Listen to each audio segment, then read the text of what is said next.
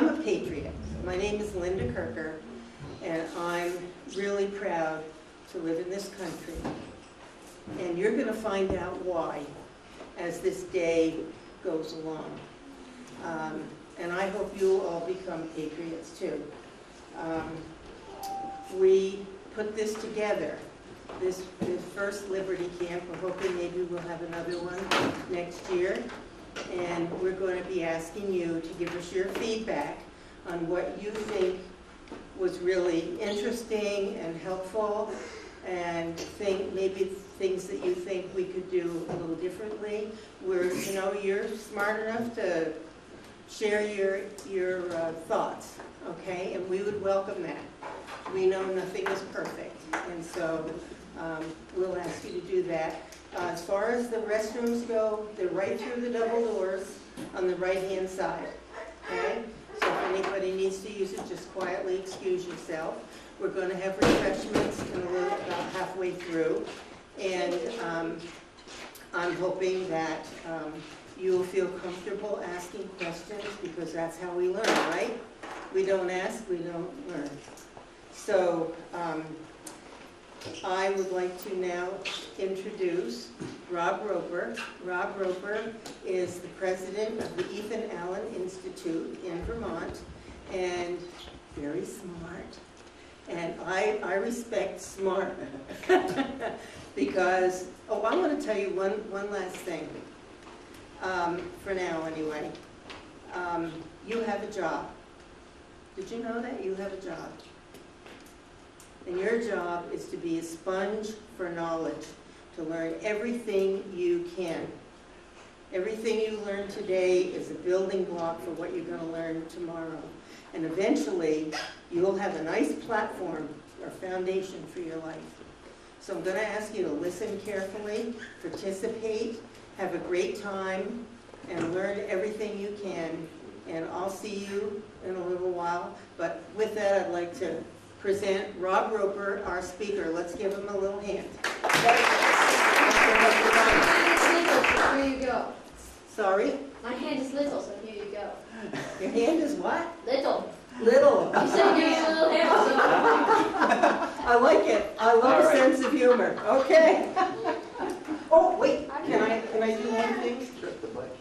Yes. We're going to do the pledge to our American flag, so please stand.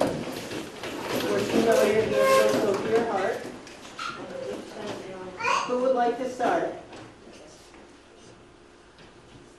Okay, go right ahead. I pledge Allegiance to the flag of the United States of America and to the republic for which it stands, one nation, under God, indivisible, with liberty and justice for all. Okay, and will you excuse me? Sure. I told you I'm proud to be an American. This is my little buddy, Hero. I call him Hero. And he has a little song to share with you. I put him in a rocking chair that family gave me when I was born. So it's a very old rocking chair. And I have a little doll, a little girl doll that I put beside him in the rocking chair, and I just enjoy them in my living room. So he wants to sing a little song for you. Go Hero.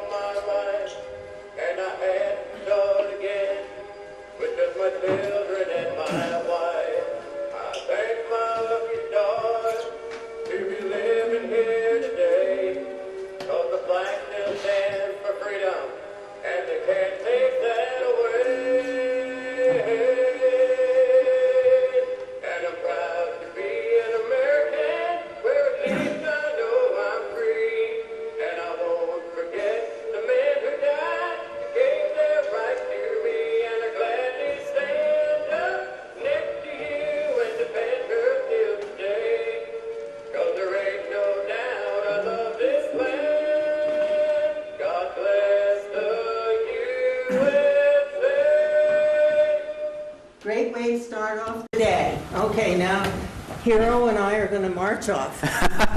Welcome. Well, thank you guys for coming. How do you follow a bear like that? That's a tough act to follow. But thank you guys all for coming. It's great to see so many of you here today. As Linda said, this is the first Liberty Camp, so we're learning as much as hopefully you guys are learning about what we can do to make this sort of interesting for you. I think the first thing that I'd like to do before we really get started is to get to know who you guys are a little bit. So if we could start with you, Caleb, you want to tell people a little bit, just your name and what grade you're in and a little bit about yourself? And we'll, very quickly, just one sentence maybe, and then we'll go around the room so everybody gets to know who everybody is. Alright, I'm Caleb, I'm going to 9th grade, and I really like math. So this history thing is right up your alley. Yeah, I'm going to 6th grade and Science. Well, Benjamin Franklin was one of the most formidable scientists our country's ever had. We're going to talk a little bit about him today. I'm Katie, and I'm going to 8th grade, and I like science too, and reading. Science and reading? Excellent. Sean? I'm going to 5th grade and I'm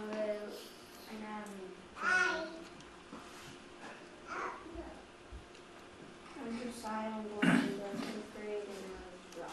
Like to draw? Cool. We'll have some good activities for you today, too.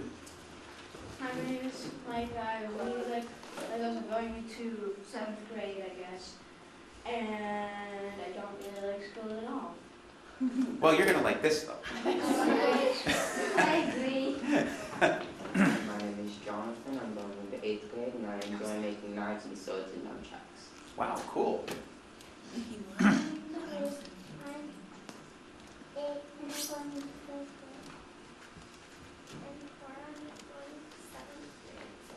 Speak right up. Be proud. Cora, and I'm going to 7th grade. And About reading? I'm going to 5th grade and Like math? I'm Oliver. I'm going into 6th grade, and I like making Legos. Reading and Legos? Legos are awesome. I will not be. Start at the back. Me. I'm Martin. I'm going to 10th grade and I love sports. My name is Abraham, going in 8th grade, and I like basketball. Basketball? My name's Nathaniel. I'm going into 6th grade, and I like basketball. my name's Jacob, and I'm going in 3rd grade, and I like science. Like science? All right. So interesting. We got a lot of people who like to read. Not a lot of people who like history. If I succeed today, I'm going to get some of you guys to get a little bit interested in history, at least the history. Well, Sean likes history. Okay, I got one guy on my side already. So if we go to the first slide, I want to share, why are you guys here today? I mean, I'm sure your parents kind of like said, hey, you're going to this thing, and they kind of brought you here, and you're probably saying it's summer, and thank goodness it's raining, because if it was sunny, you guys would all be looking out the window saying, I gotta go. But what is liberty? And I want to tell you the story of a couple of fish to start with. Do you have a question? I was just going to answer the question. Uh-huh. Freedom! Freedom. Freedom, that's a good part. But what more is free? Let me tell you the story of these two fish. And one day, this old fish, the one there, I guess in the story, the metaphor, I'm kind of like the old fish, I guess, comes across these two young fish. They're swimming along. And the old fish says to the two young fish, hey guys, how's the water today?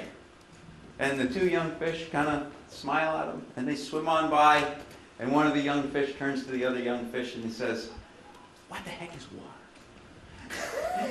And it seems so silly because, the fish are surrounded by water. They're around water all the time. But the point of the story is that sometimes when we're around something all the time, we take it for granted. And we don't really think about what it is. And for these fish, the water is the thing that gives them life. It's the thing that allows them to live their lives and do the things that they do. But because it was always there, because they never had to think about it, they kind of took it for granted and said, hey, what is water? They didn't even know. And sometimes I feel like liberty is in that same category. We in the United States have grown up with it for generations. And sometimes we take it for granted that everybody's free. Everybody has the opportunities that we have here in this country. But the reality is, it's something very special. It's something most people around this globe don't enjoy on a daily basis. Do you guys watch the news or read the newspapers about countries like North Korea and what they're doing? Yeah, they're doing some pretty aggressive stuff. They're a very poor nation. They don't have freedom at all, and it's a very restrictive, very violent, very poor. And the reason is the difference between countries like that and our country is liberty, and it's why it's so important for us to preserve it.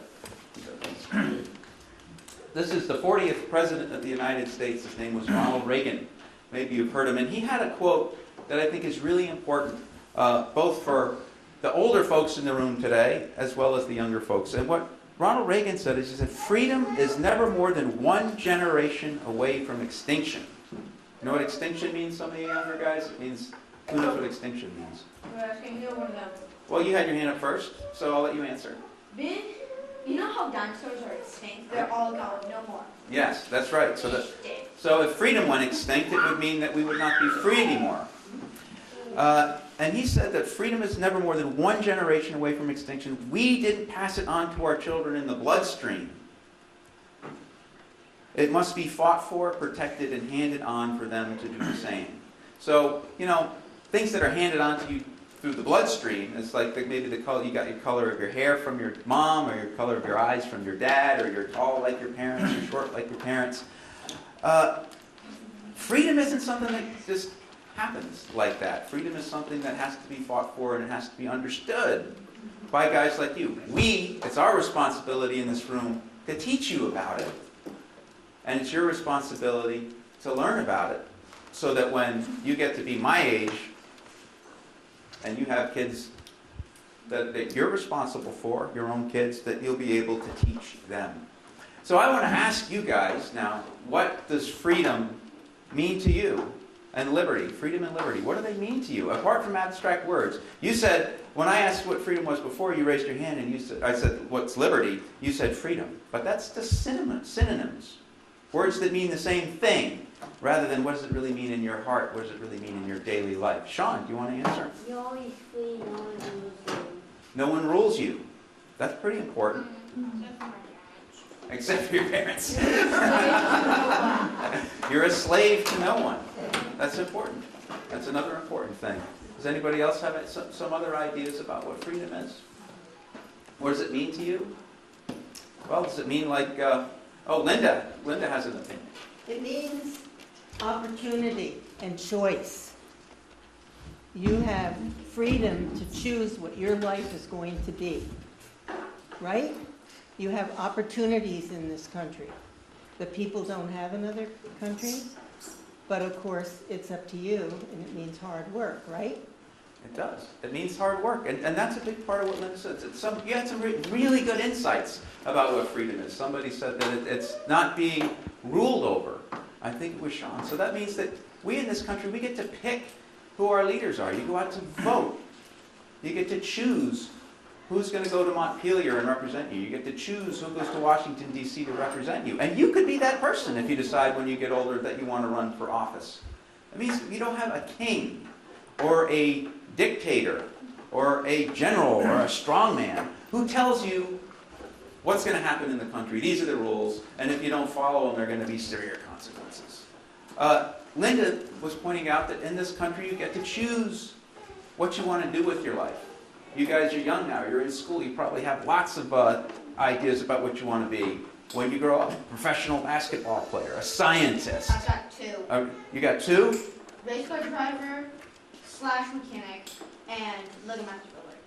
Cool. Those are two extremely cool things. And in this country, you can pursue them. If I become a Lego master builder, I get to play with Legos all day. I know. And I've been to Legoland in San Francisco, and that would be a killer job.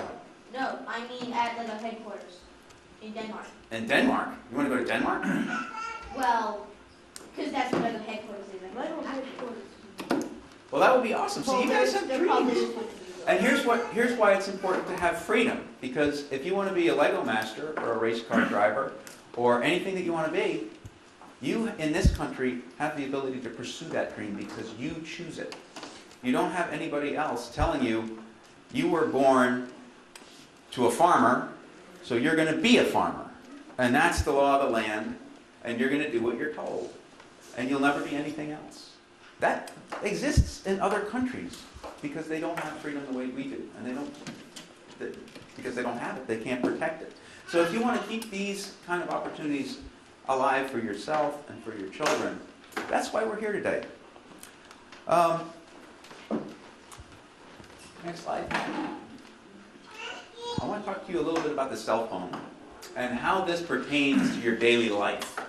Freedom, again, it's an abstract term, and we're going to be talking a lot about the Founding Fathers today, and about the flag, and about the Revolutionary War, and I know some of you guys are going to be sitting here saying, all right, this happened over about 240 years ago, and it doesn't have anything to do with today. Why is this guy telling me this stuff? So, a little story about how freedom works. How many of you guys have a cell phone?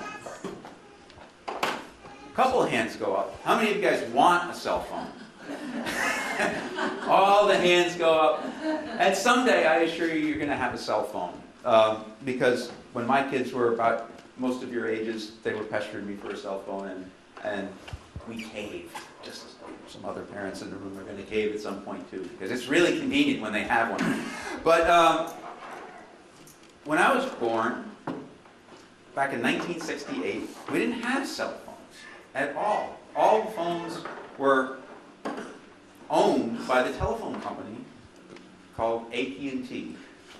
And everybody had the same phone. You could get a wall mount phone, or you could get a thing and it would ring and it had a cord, and you picked it up, and that was all you could do. And there was a thing called a monopoly that AT&T had, and it was not what we would consider a free situation, because the government said AT&T was the only one that could sell a phone and provide telephone service, and they figured out that they could charge a lot of money for phone calls, and they would rent you the phone. But what happened with Ronald Reagan, who was up there before, is he deregulated. And deregulated is a fancy term for saying, he said, no more rules from the government, you're going to be free. The phone companies are going to be free. So you can compete. Somebody else, if you want to be a Lego master, you might say, I think that I can turn Legos into a phone, and that would be really cool, and I think a lot of people will want to buy it. It used to be, in this country, this free country, they said that's illegal. You can't do that. Until Reagan came along and said, you can do it now. Oh yeah. So this picture, it's not the greatest picture in the world. It's kind of hard to see. But when I was in college, this movie came out, Wall Street, and that guy who was an actor was playing a billionaire. And see that thing that's about the size of a brick in his hand that weighed about 8 pounds? That was a cell phone back in 1988. 1988, which may seem like a long time ago for you guys, but it's really not that long in the period. Yeah, you got a question, Caleb? It looks more like a oversized walkie-talkie. It does. It does. It does. It does look like an oversized walkie-talkie. And in order to charge it, you had to hook it up to a thing like a car battery, and it came around in like a little suitcase, probably the size of, maybe a little bit smaller than one of these speakers. And you know how much that crummy, awful telephone cost in 1988? $2,000. $8,806.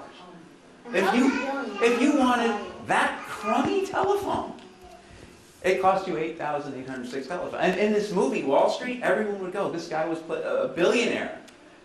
And everyone in that was going, oh my God, if I could be a billionaire, then I could have a cell phone. But just 1988 today, less than, 30 years. less than, 30 years. I'm not 50 yet, so I was in my early 20s or about 20 when this movie came out. And now, I put my cell phone away over there, but I have an iPhone, and it's not even the nicest iPhone. You can get it for 99 cents if you get a back thing. And it's not just a telephone, it's got a map on it. I used the map to get here today. It's got all my music on it. It's got a million apps that I can't figure out, but I'm sure all you guys could figure out in about 2 seconds. It does everything. Why? Why? How did we get from this? Why do we get from this to my iPhone? Tell me. Skills. Skills is part, but it's not just the skills. It's the freedom to use those skills in a way that you find value for your fellow people. Caleb. I can tell you why the price dropped. Uh-huh. Inflation. There were a whole ton more good phones, so they had to drop the price because they weren't as rare. That's right. That's right, because they increased the supply and people figured out ways to make them cheaper. Because when you're trying to find value for somebody, you've got to sell somebody. It's got to be valuable to them. To your, it's got to be something you're worth. So, a guy named Steve Jobs at Apple said, "You know what? Why does it just have to be a phone? Why does it just have to be something I talk to somebody with? Why can't I video somebody through FaceTime and talk to them that way? I've got this thing in my pocket. Why can't I keep all my music on it as well?" So they had these ideas. But it's not just having the ideas. It's having the freedom to be able to say, you know what? I'm going to go out and I'm going to put this idea out there and see if people want to buy it. And there are other people competing with you because they have freedom too. And people at BlackBerry had ideas for how Blackberries could work. And people at Samsung had better ideas for phones. I can make the phone cheaper. I can make the phone have a longer battery life. I can do all these things. And they were all free to compete. And before Reagan deregulated the telephone market with AT&T, when everybody had the same old phone, it was illegal for you to do that. If Bill Gates or if Steve Jobs said, "Hey, I've got this great idea for a phone that you can carry in your pocket," government would have said, "You're not free to do that. It's illegal. You can't do it." So even in this country, we need to protect our freedoms because they're always in danger. And that's how it pertains to your life and every day. The stuff that we're talking about, what our founding fathers gave us, is things like this. And it's not just cell phones. I mean, it happens in medicine. It happens in sports. It happens in all the things that you guys mentioned that you're interested in science. If people who said they're interested in science, you want to go out and pursue a field, you're free to pursue that field. And if you make some great discovery, you're free to bring it to market. But not always. We have people that tell us, like in early AT&T days, no, this is the only phone. So that's why we got to be careful. All right. I want to tell you a little bit about the story of the founding of the country now. Washington. George Washington. That's right. Was originally a farmer. That's right. You know exactly. This is what I'm going to do. I'm going to show you some of the founding fathers. But I'm going to tell you a little bit about me before I get into the founding fathers, because I'll tell you why I got interested in liberty. I was very lucky when I was a kid, when I was born in a state called Virginia, and near a town called Williamsburg. Have you guys ever heard of Williamsburg, Virginia? Not until now. Not until now. You've heard of it? And what's Williamsburg? You went to Williamsburg? It's pretty neat, huh? So when I was at Williamsburg, your age, as I said, technology is different. I couldn't watch cartoons on an iPhone. My mom would take me to the movie theater in Colonial Williamsburg where they showed over and over and over again over the course of the day a movie called The Story of a Patriot. And it told the story of our founding fathers, people like Thomas Jefferson and George Washington and John Adams and Patrick Henry and all these guys. So that was my SpongeBob SquarePants. I'm not allowed to watch that. I don't know. Good. My kids weren't either. I forget if Franklin was in the movie. I think yes, he was. He was mentioned in the movie. But I would also go to a place called Yorktown. Yorktown was a battlefield where we won the American Revolution, and that was my playground. Huh? That was the final battle. It was the final battle of the American Revolution, and I would play there. I would run around in the forts and play on the cannons and climb on them. Those were my jungle gyms in my playground. And then when I was about 7 years old, I moved to New York, to the New York area. My dad got a job up there, and that happened to be late 1975, and of course, 1976 was the 200-year-old birthday of our country, the bicentennial. And it was a big deal. Everybody was celebrating American. There were American flags everywhere, and they had these things called the tall ships, which were the old Revolutionary War style gunboats and whatnot, came through the Long Island Sound and into New York, and there were fireworks, and it was crazy. So the first 7 or 8 years of my life, I thought that that's pretty much what everybody did all the time, was learn about their founding fathers and celebrate this great country that is America. But it turns out, now looking back, that it's a fairly unique experience I had, and most kids don't grow up with that sort of thing. So I want to kind of share with you the story. Yes? Here in St. Albans and Taylor Park, there was have you heard of St. Albans, right? I have heard of the St. Albans, Yeah, right? that was a war ground. That is cool. That was the. Yep, that's pretty neat, and I'm going to go check that out because that's the Civil War. That's a war that came later, but it's a very interesting story. It's a very interesting story. And Also something about a reenactment they did one year. yeah, I wanted to see that, but I wasn't able to. I did. You did? I did. Well, when we get a break, I want you to tell me about that. When I we, don't remember most of it. I just remember playing with a toy gun, shooting someone and getting back up as a zombie. uh-oh. I didn't know there were zombies in the Why did Civil the War. army men in here? I know. I didn't know it either. Why did the army men in here? I'm just opening the window. Nice suit. Thank you. Where's the guns? I at work and at home, but I'll talk to you guys later. I'm not talking to you right now. Please pay attention to your instructor. Yeah, that's Colonel Pipes from the Vermont Army National Thanks for Guard. coming, Colonel. And he is going to speak with So- you in a little while.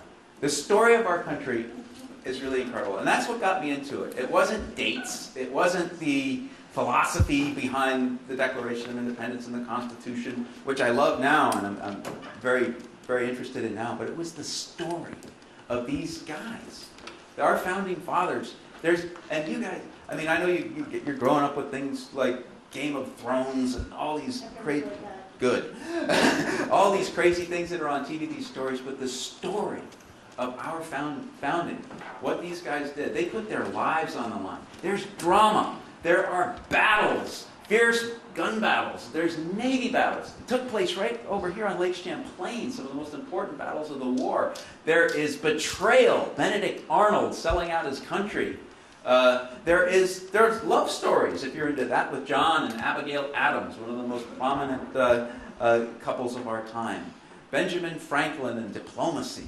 And the stories are incredible. And these are people just like us. Here's one founding father. I think everybody knows who this is. Who knows who George this is? Washington. George Washington. George Bush. And somebody said that George was a farmer. That was me. He was. He was a He farmer. was born He al- to be founded and he wants to be president. Yeah, he turned out to be our first president. Let's go to the next slide. Who knows who this is? Benjamin Franklin. Benjamin Franklin. BS. Yeah, you talk about an incredible story.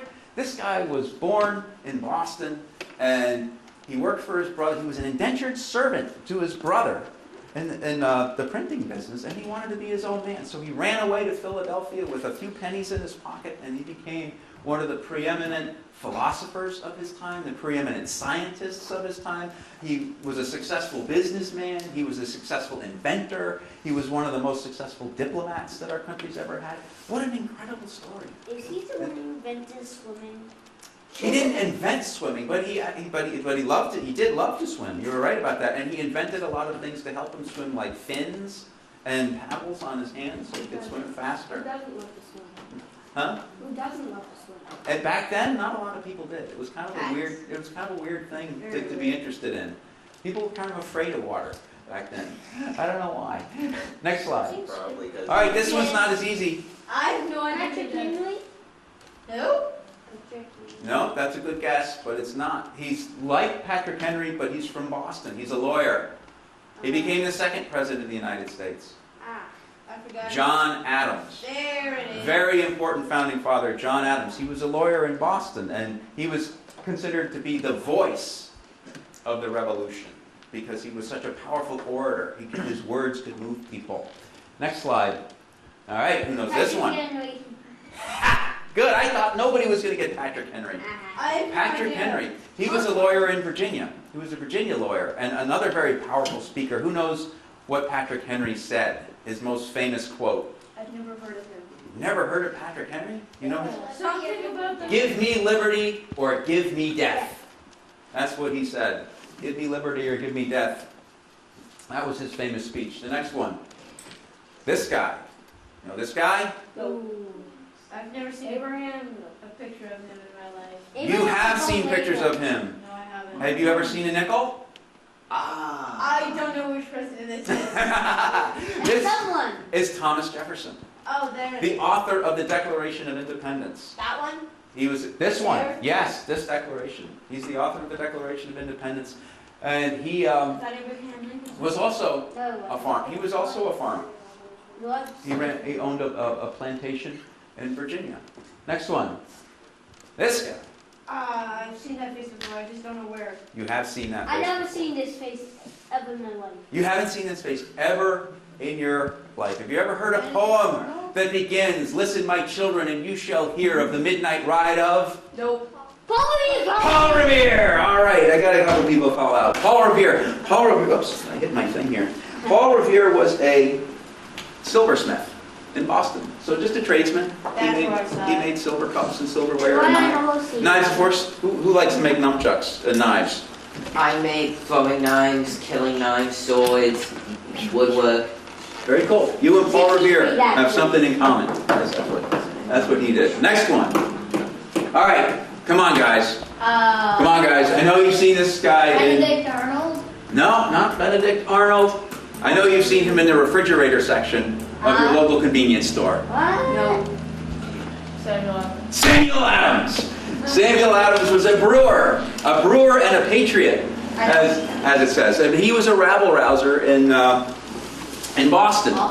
And he was the cousin of John Adams. And John Adams was a big speaker, but this guy organized the Sons of Liberty. He organized the Boston Tea Party.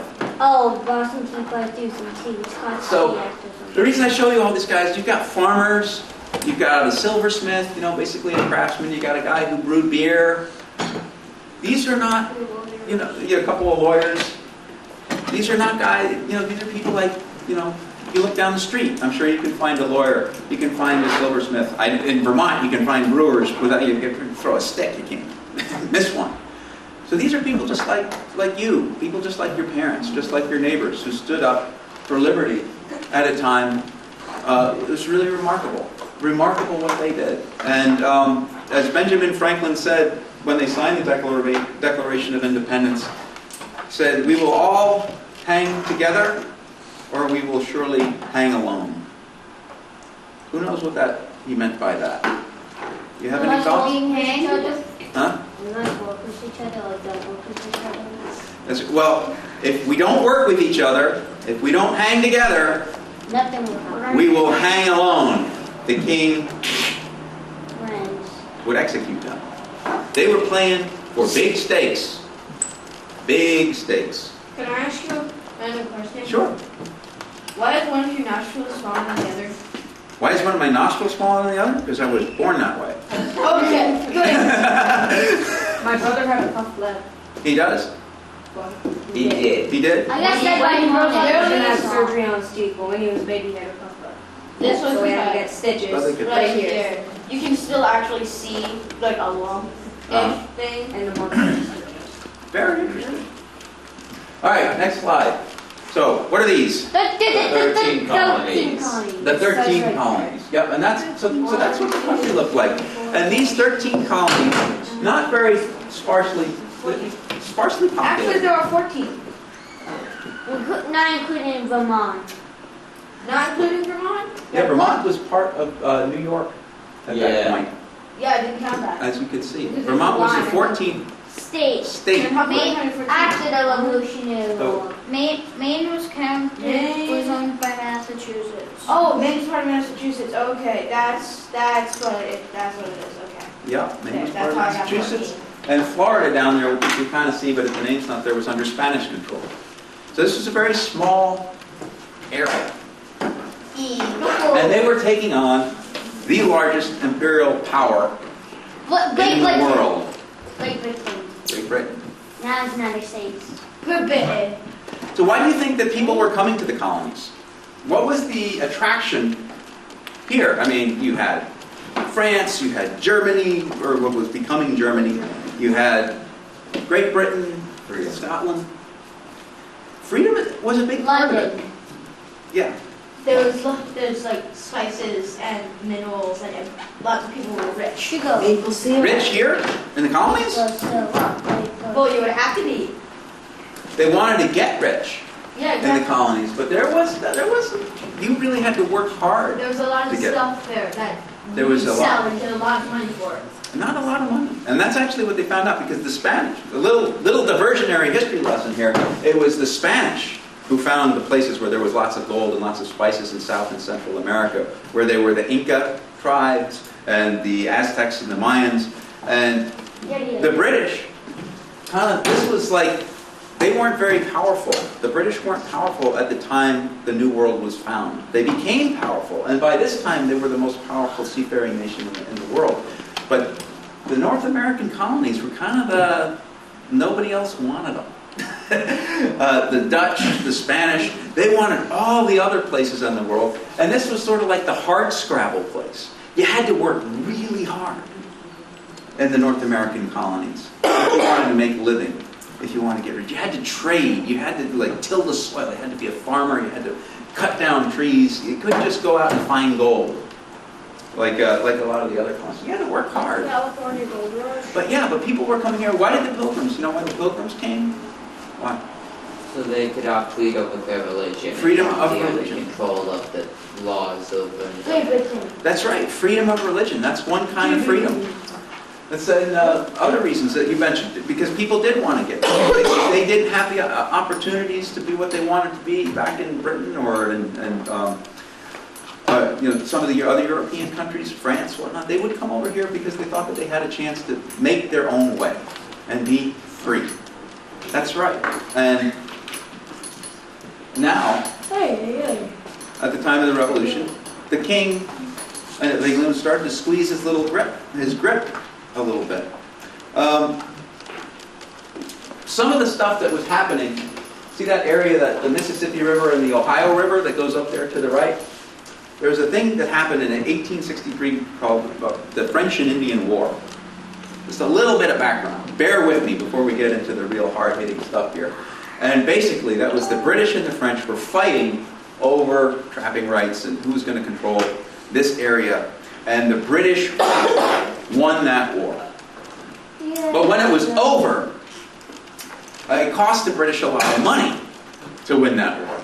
And this is where all the taxation. Who's ever heard the famous phrase, no taxation without representation. Right, no taxation without representation. So in order to pay for the French and Indian War, the British wanted to levy taxes on the colonists. Say, hey, we just fought a war to make your frontier safe. You should pay us back. Colonists said, we don't want to pay you back.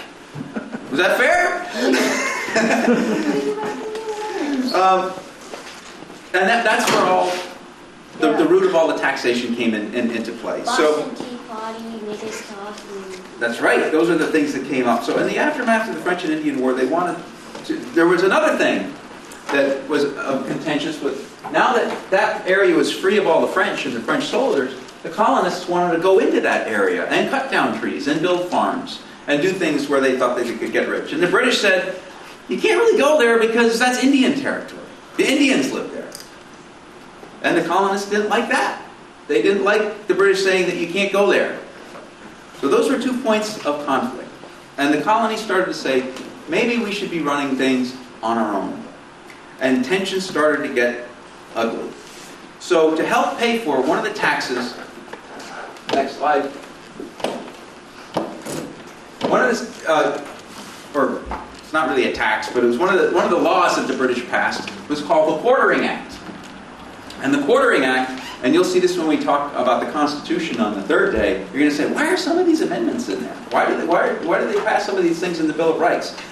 But what the Quartering Act says that the British could put soldiers in your house, and you had to feed them, and you had to give them a place to sleep. Give them quarters if they're going to be there. So can you imagine? I mean, if all of a sudden somebody knocks on your door and says, I'm here from the British Army, and I've got 6 men here who are in my regiment, and they're going to be taking over your house. You're responsible for feeding them. You're responsible for giving them a bed. What if they just went away from the house and never come back? What, if you ran away? Well, then they would... Family. They had no one to take care of them. Well, that's right, but then they'd own your house, and they could probably sell it for food. That's not a very good outcome either, is it? Is that fair? That they just take your house like that? But imagine, they'd kick you out of your bedrooms, and it was very unpleasant, and it was also very expensive for the people who did it. So after the Quartering Act, next slide, you started to see things like patriots emerging. And the Sons of Liberty, Sam Adams starts organizing groups like the Sons of Liberty and the Daughters of Liberty. And the Sons of Liberty and the Daughters of Liberty all of a sudden started to become patriots. That's what they started calling themselves. And this is a picture It's not an old painting or anything. It's of a restaurant, tavern, public house, whatever you want to call it, in Boston, called the Green Dragon. And it is still there today. So if you guys ever get to Boston, it's one of the coolest little neighborhoods you will ever go to. We went You to can. Boston. Did you? Did you go to the Green Dragon? No. Oh, you got it. We went to Fakeland Zoo. It's right over. It's right over in a little group of streets near Milk Street. I forget the address, but it's like this little neighborhood of old Revolutionary wartime streets with cobblestones on them and tiny little houses on weird angles.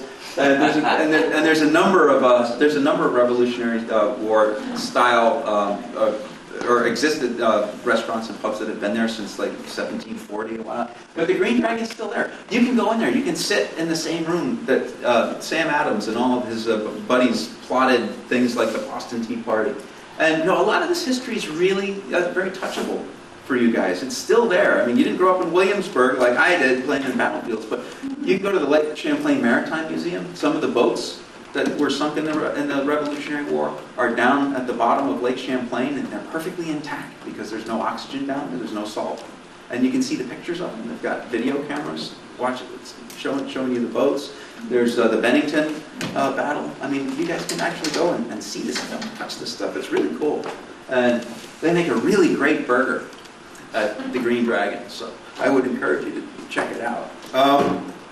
So the Patriots start emerging in response to these anti-freedom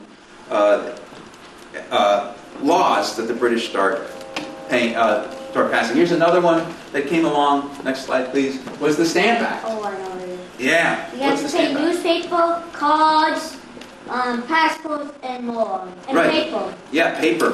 Basically paper product. Anytime you had bought a piece of paper, that's the stamp, or one of the stamps that they used. They would put a stamp on it that said that you paid the tax. So it was they would tax all these products, and you had to pay it. The colonists didn't like that. It was really annoying, so they started to boycott. The colonists said that we're going to boycott all of these products that require the Stamp Act. Who knows what a boycott is? Not buying it. Oh, What is a boycott spelled backwards? Cupboard. I don't know. I'm not sure why I should know. Sean, you want to take a shot at It it? means like, go grab. It's like Stop buying. Or Stop buying. or It's a stop boycott. doing So I'm not going to buy it. So you hear that today? So somebody will, if you're going to boycott, I got a boycott coming here. you're going to boycott what? Coming here. You're going to boycott coming here? Oh no! Well, if you boycott, it means you don't buy it. So they stop buying all the products, and if you don't buy the products, then you don't have to pay the tax. And this got the British, of course, extremely angry. But it worked, and the British repealed the Stamp Act. But it didn't last long. The next slide, please. The next was the Townshend Act. And the Townshend Acts were very similar to the Stamp Act. But here what they did is it was just a year after they repealed the Stamp Act, the Parliament were doing it. But this time, it placed a tax on glass, paint. What else did it do? That's on the next page. TV. Tea was another one. Lead, paper, and stuff that they figured, okay, they can't boycott this because they have to use all this stuff. But again, and this was an even worse one. If you didn't pay the tax, the king said, I can put you in jail without a trial.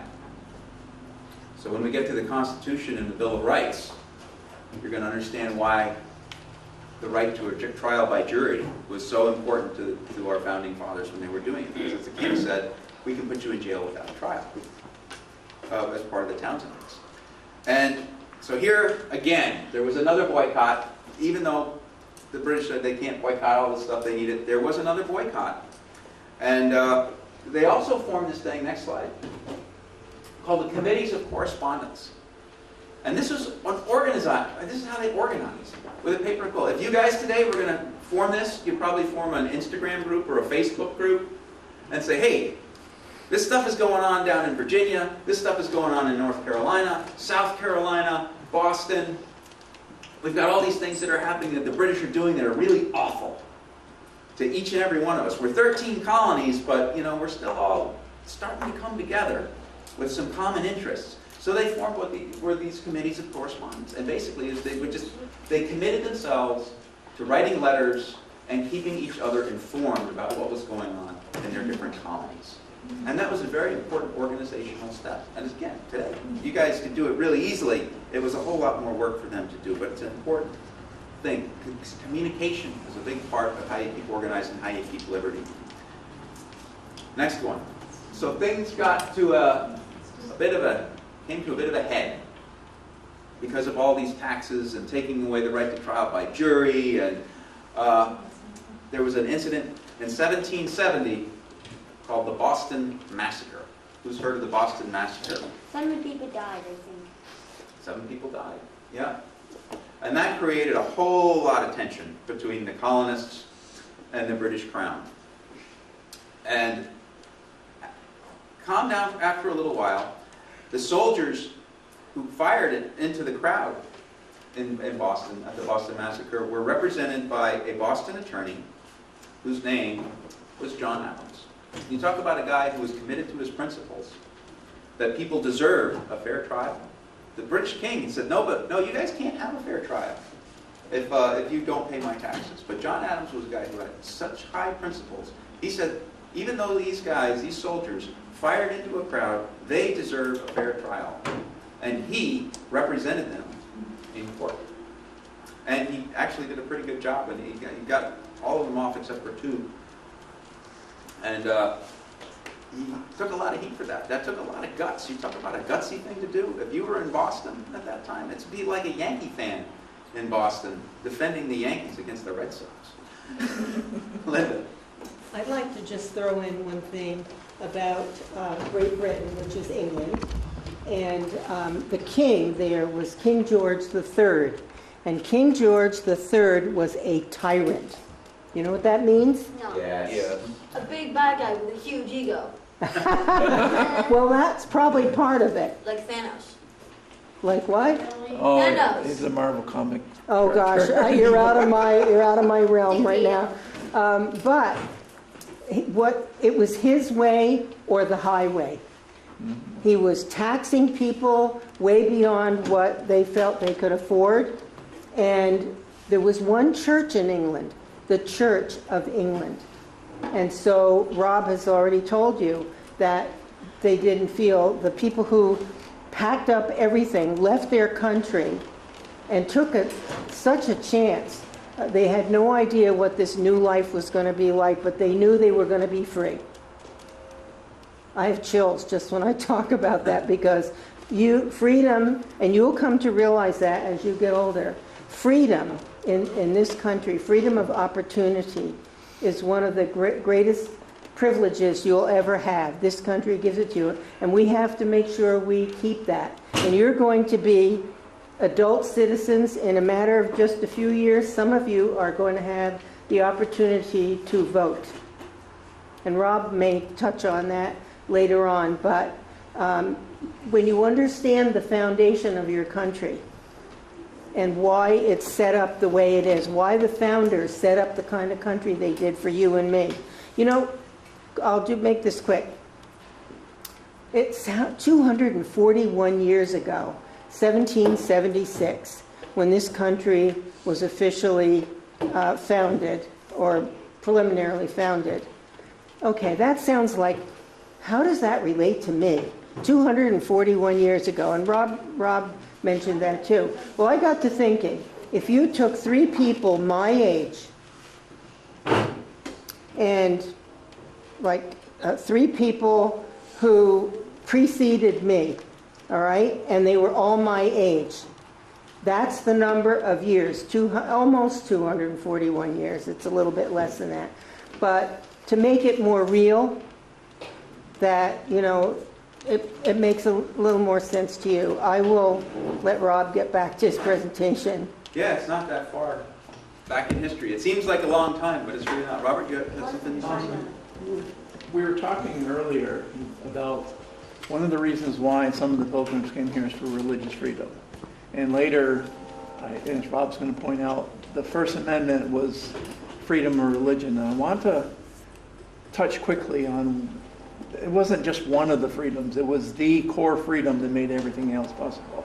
And the founders focused, today when people talk about morality, it's like people are trying to impose a set of ideas on you, a set of constraints on you to keep you from having a good time. But morality was to make freedom possible. Because how many, you guys all like sports, right? Yes. Okay. Well, This is race car driving. you like extreme, anybody do extreme sports? Does race car driving count as extreme sports? Right, okay, race car. If you're going to do in race car driving, or you're going to do in taekwondo, you're going to do any of these things, you have to discipline yourself. You have to train yourself. You have to be able to go beyond your limits. And in the Declaration of Independence, it talks about the right to pursue happiness. It doesn't say you can have happiness, but to pursue happiness. So if you want to climb a mountain, it's like you go beyond your limit. Race car driving, you complete the course in a certain amount of time, but that's a limit. You can expand that.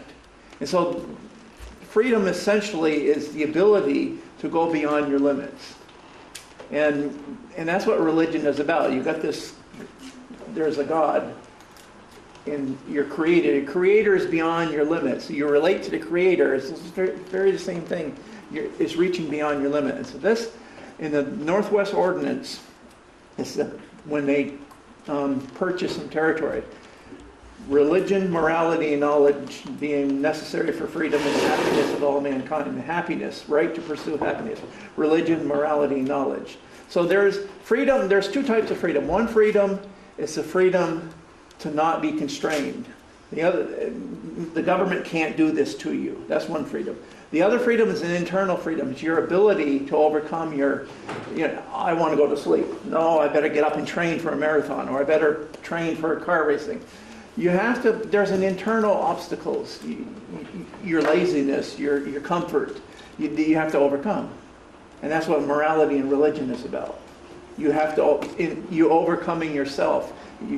Sean takes taekwondo. You have to focus your mind, body, your eyes. You train yourself. And then if you get better, you're happier. And so that's something that we always want to keep in mind, is that the freedom of religion, which is the core of all of your freedoms, frees you up to overcome yourself, to go beyond yourself, to reach out to new goals and to pursue happiness. Thank you, Robert. So, the Boston Massacre. As John pointed out, 7 people were killed. One of them was a guy named Crispus Attucks. He was a sailor. He was the first African-American killed in the American Revolution. And after the Boston Massacre, believe me, there were a lot of tensions. And the colonies still hadn't come all the way together. I think that there were the southern colonies. There were a lot of people who wanted to stay loyal to the British Crown. But there were a few, the John Adamses, the Sam Adamses, the Patrick Henrys, were starting to say, maybe we really should get out of this union that we have with Great Britain and form our own country. And things like this really started to push them on their way. So they formed what's called the Continental Congress.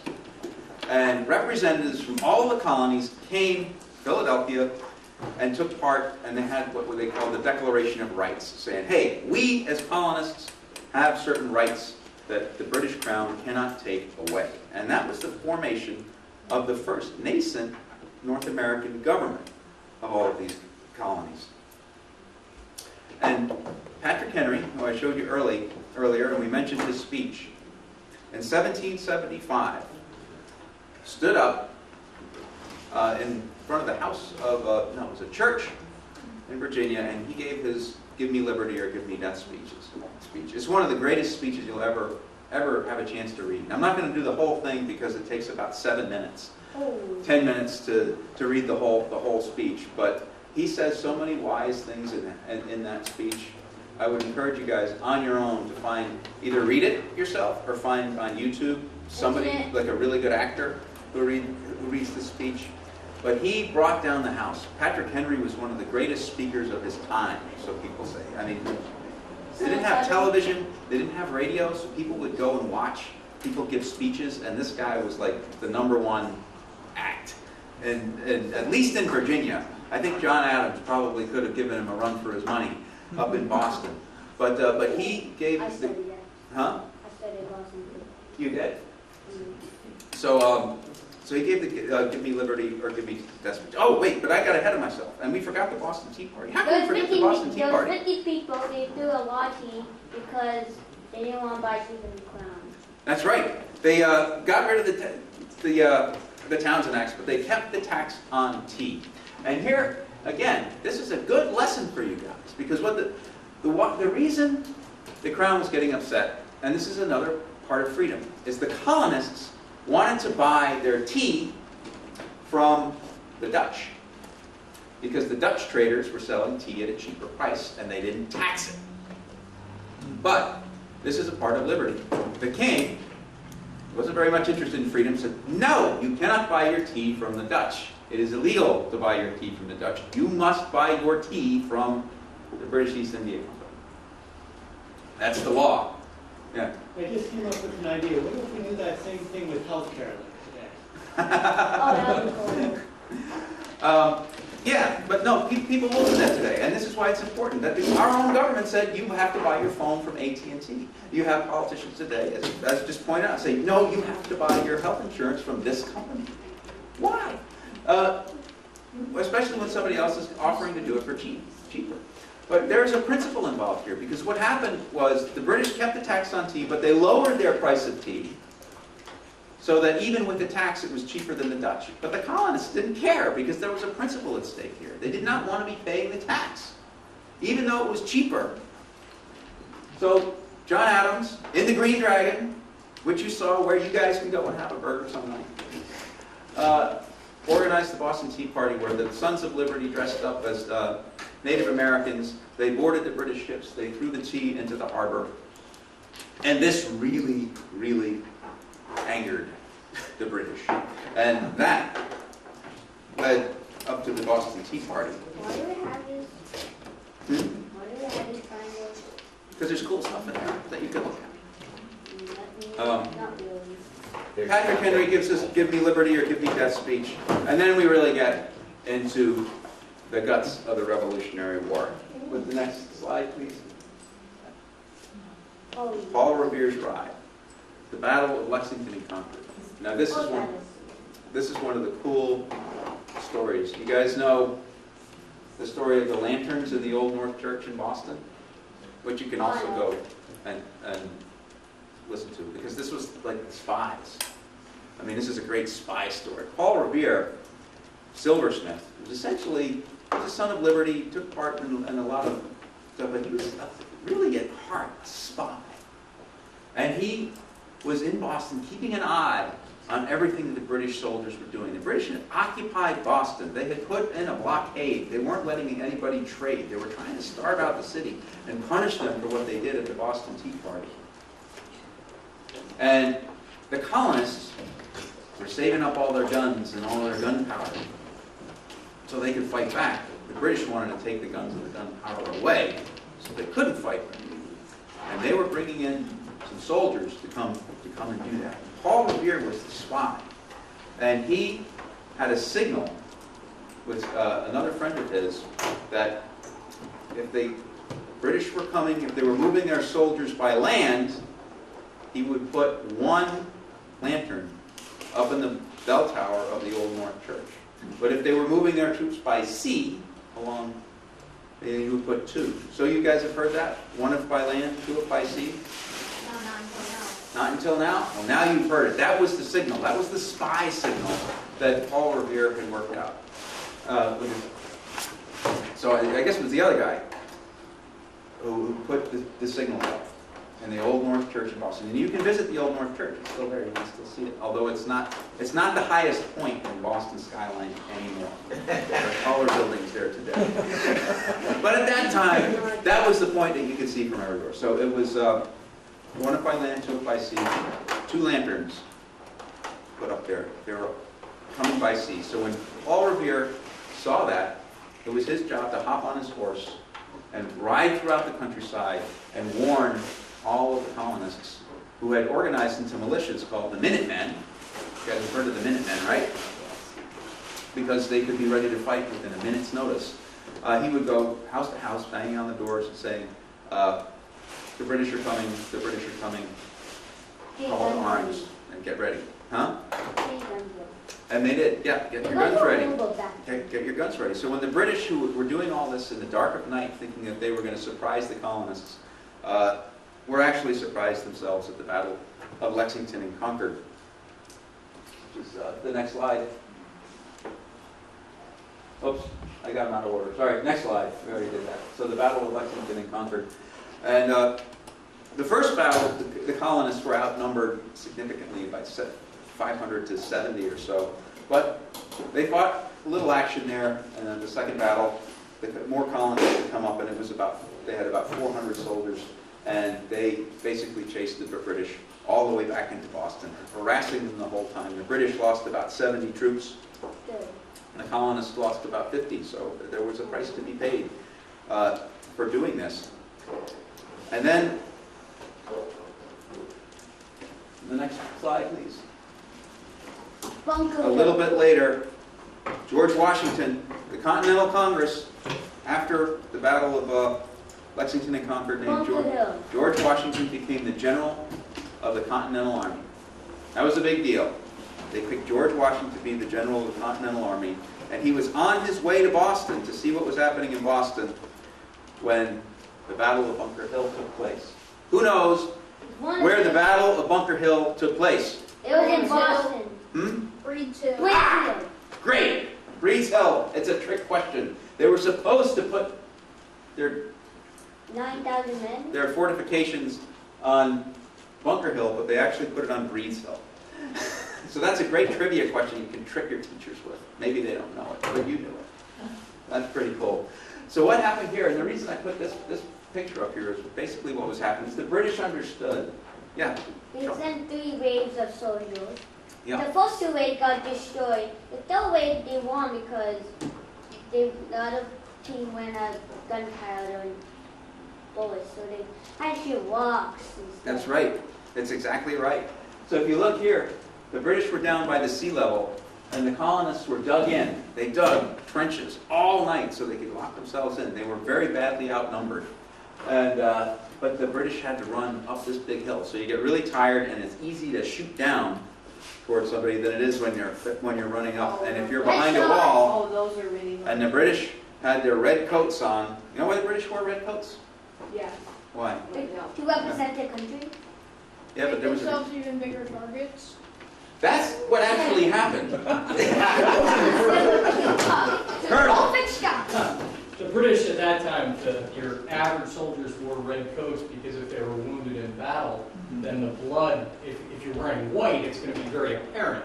And if you're wearing red, the guys around you won't see the wound and be as frightened. That's exactly right. It was to hide the blood in case they got wounded. But they also tended to wear these white, they'd carry a satchel on this one and another satchel on this one. And so you have a red shirt with a white X right over your heart.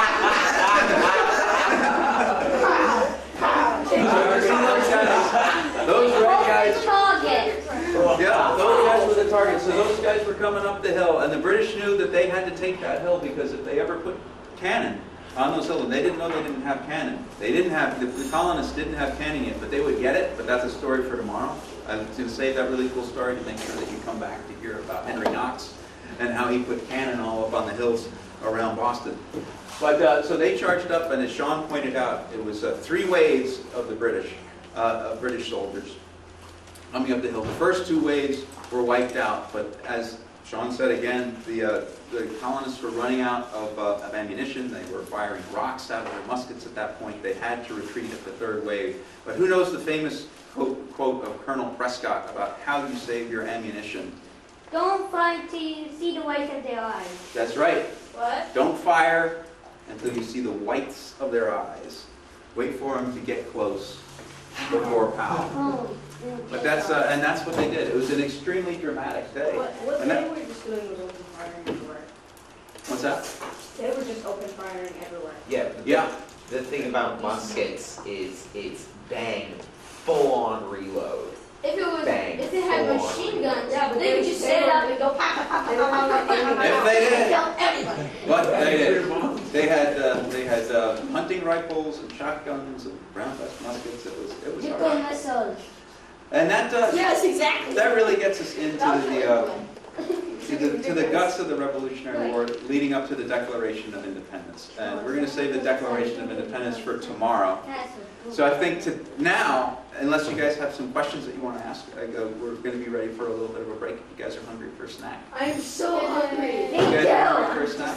Yes. But this cool so far? You guys learning some stuff? I do believe so. What if we send you to go to Except I forgot those guys except pasta. Green Dragon's really good burgers. The Green Dragon has burgers. That's an important lesson from today. I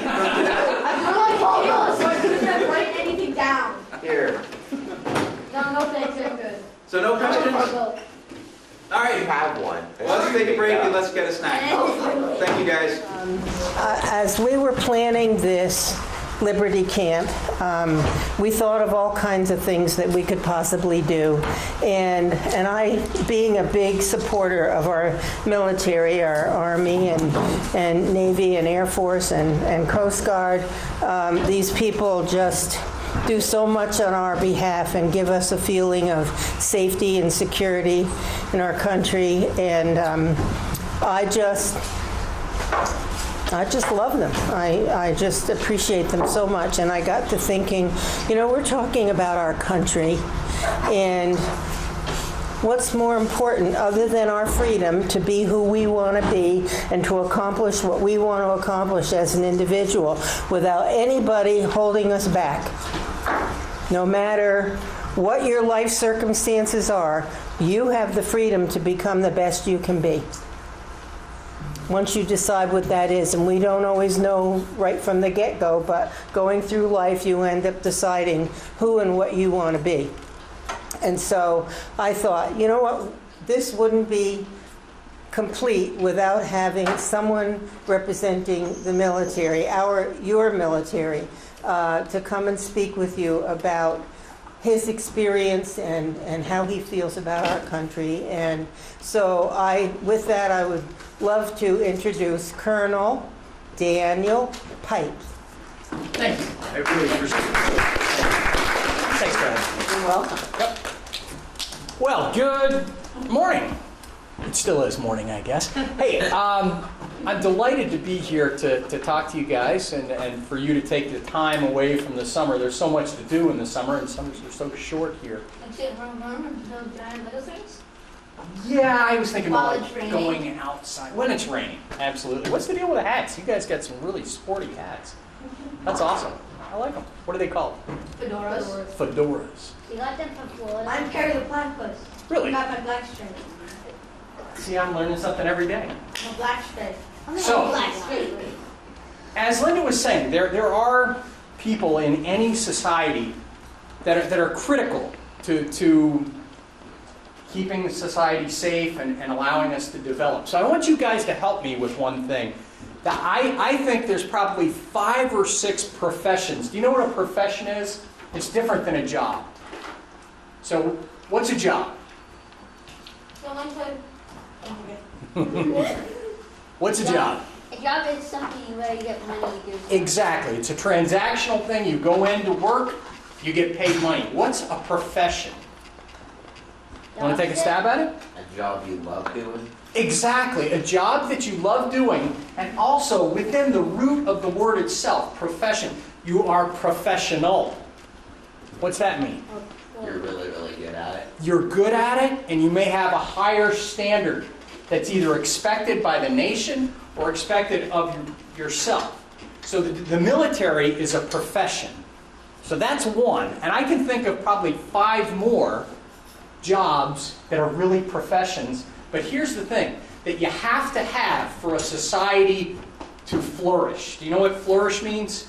Grow. To grow, to not only to grow, but to thrive, to do really well. So I want you guys to help me. What other jobs, what other professions do we need? And Linda was very kind to, she believes that the military is one of these that critical professions for any society to continue. Let's think about it. What other professions would we have to have? Doctor? Bingo, that's great. A doctor. You need to have health professionals to keep you healthy.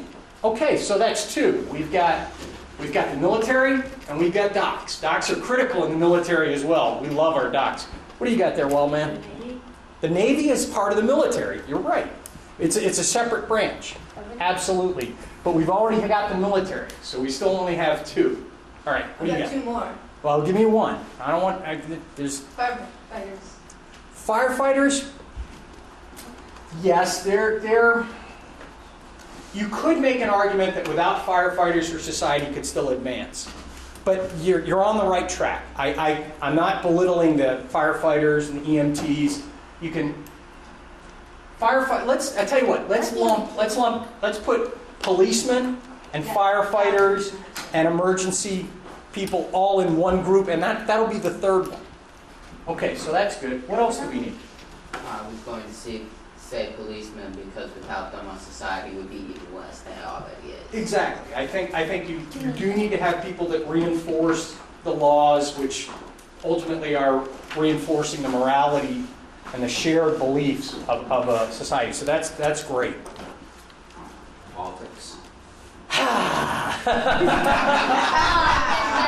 I think you can make a very good argument that without we may be better off without a fully entrenched political class. But I am not, as I was saying earlier to a couple of people in the back room. When I'm in uniform, I am not allowed to discuss politics because the commander-in-chief is the president, and regardless, I certainly have my own political opinions, but I cannot represent the United States Army and talk politics. I think So- we might be better off without Trump. I am not going to get into political discussions. I will not do it. It's unprofessional of me as a military officer, and I will not do it. When I retire, I certainly can share my opinions but anyway, so we've got a good start. What do we have so far? We've got the military. What else do we have? We had physicians, doctors. We had policemen. We had, what else do we need? How about people every day when you're in school, the people that... Teachers. Why are teachers so critical to a society? If nobody teaches them, no one will learn. Everyone will be dumb. Exactly. That's very concise. Well done. Stare at walls all day. Yeah. And that's not good. Okay. Is there anybody else Hate to say this, but lawyers, to law litigate? profession, People. we should be holding them to a certain standard. Maybe Agreed. don't do Agreed. great Okay. job at, but without a good law, I reflexively wouldn't include lawyers in that, but I see your point, and I certainly you do need to have, much as we have law enforcement officers to enforce the laws, you have to have people to litigate them. So sure, I'll buy that. founders thought religion and morality was so that The last one I was looking for, and thank you, sir, is, and this is my opinion, is a spiritual guides, regardless of the faith that you ascribe to, recognizing that there is a higher authority, and it's absolutely critical for a society to move forward. So, anyway, thank you for helping me with that. Now, the military and the Constitution, as you get older, hopefully you'll read the Constitution and you'll figure out Article 1, Section 8 provides for the establishment of an army and a navy, and essentially Congress has what's known as the power of the purse, which means they've got the money, and they're the ones that decide if we're going to declare war or make treaties, and it's very clearly given to the government to control this. Now we have a very interesting separation between our military and our civilian. Our military is controlled by civilian leaders. It's not seen very often around the world, and it's absolutely critical. Isn't it departments of There are departments within the military. There's departments of the Army and the Navy, the Air Force, the Marine Corps, all the different branches. military Why would it have service. so much departments? Well, we all have different jobs. The Army has a different job from the Navy. The Navy has a different job. The Marine Corps is part of the Navy. The Air Force obviously has a different job. So, and I personally believe the Founding Fathers weren't big fans of standing armies, but the reality of today's world is be very difficult to call up and train an army and have it ready when you needed it. But The Barbary Pirate situation taught them otherwise. indeed, I think it, yeah, and the world is not always a happy, great place. So this is a question that very, very few adults can answer. So I'm not expecting, if anyone gets it, I'll be incredibly impressed. What is the Army motto? Is it a pledge? A pledge is something, it's similar, but the Army motto. Be all you can be was a recruiting slogan. It was a very effective recruiting slogan. You know from our earlier conversation. Anyway. Is it easy? Okay, it is. No, it's not that one. Oh, come on. Is it something along the lines of serving your country, doing the best you can do, and pushing forward even if you do get hit? Not exactly. I'll tell you, because I'll ask people who are in the military, and they don't know this. We have a branding issue, and that gets into marketing. And anyway, that's a whole other topic. It's this we will defend. This we'll defend. That's the Army motto. And anybody know what the this refers to? America. America? Close, but USA, the people in America. Our liberty? people. Our liberty. You're getting really warm there. What do you got, lady? Freedom? Freedom, yes. Liberty, freedom. So where do we find liberty, freedom, America? In one document. This we'll defend. Peace. No, one document. Constitution. What? Come on, young man, you got it. The Declaration. Declaration of Independence and The Constitution. the Constitution. Thank you. Absolutely. So this will defend. So when I, as a military officer, when you sign up in the Army, there's two different oaths. There's an oath for enlisted soldiers and non-commissioned officers, and there's an oath for commissioned officers. And when I take the oath, and every time I've been promoted, I take an oath to support and defend the Constitution of the United States against all enemies, foreign and domestic. And it goes on and it goes further. But the same oath is administered to enlisted soldiers. The only real difference between the two is that the enlisted soldiers also take an oath to obey the orders of the lawfully commissioned officers who are above them. Why is this important? This is so critical because we don't swear an oath to support a person or a president. What do you mean swear oath? To swear an oath. It's not swearing like using bad words. It's to. That's a great question. It is to affirm that you believe in something and you will do what you're going to say. I swear that I will support and defend the Constitution of the United States against all enemies, foreign and domestic. I am swearing an oath that I will do that, and that will guide my thoughts and actions as a military professional. Did I answer your question? Yeah. Okay. So, gosh, where was I?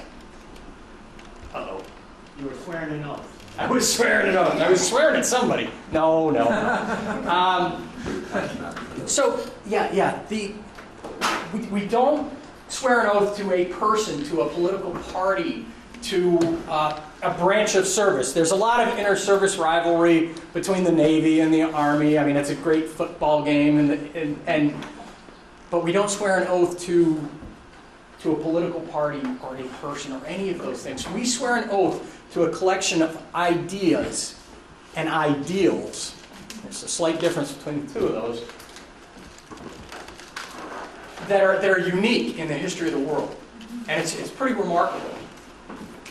So I wanted to make sure that and I mentioned that to you, that is when and if, any of you decide to go into military service, you really need to think about that, about what you're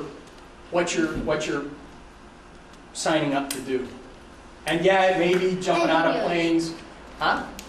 It may be being an engineer in the military where you get to build stuff and you get to blow stuff up as well. Yes. It may just be being an infantryman like me where you just blow stuff up and you let the engineers come in and clean up the mess you make. Right. Hey, that's fun. That's fun too. Or you could be a jump master like the gentleman in the green shirt back here. Back in the day was a paratrooper. How many jumps do you have, sir? None? Stay with the airplane, sir. Oh, you're a zoomie. Right. Oh, I thought you were a jump master. I'm sorry. What's a jump master? A jump master is the guy that kicks you out of the plane in a safe way so you don't land on your head. Jump masters are in charge of the plane.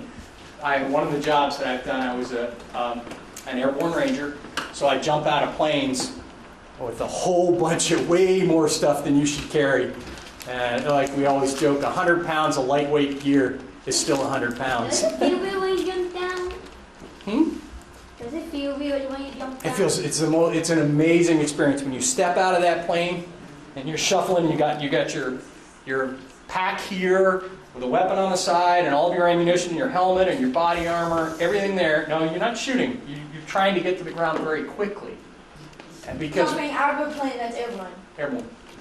Oh, it is.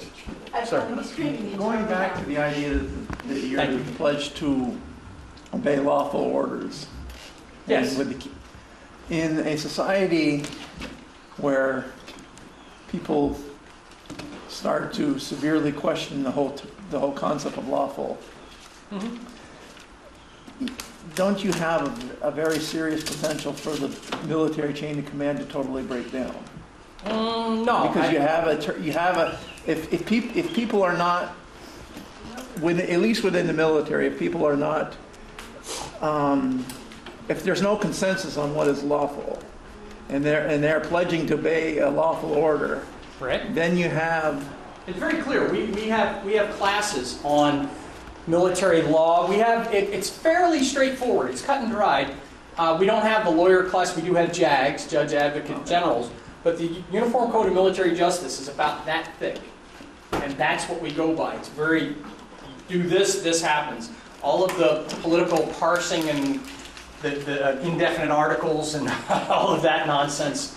No, it's a lot more cut and dried, I think, in the military.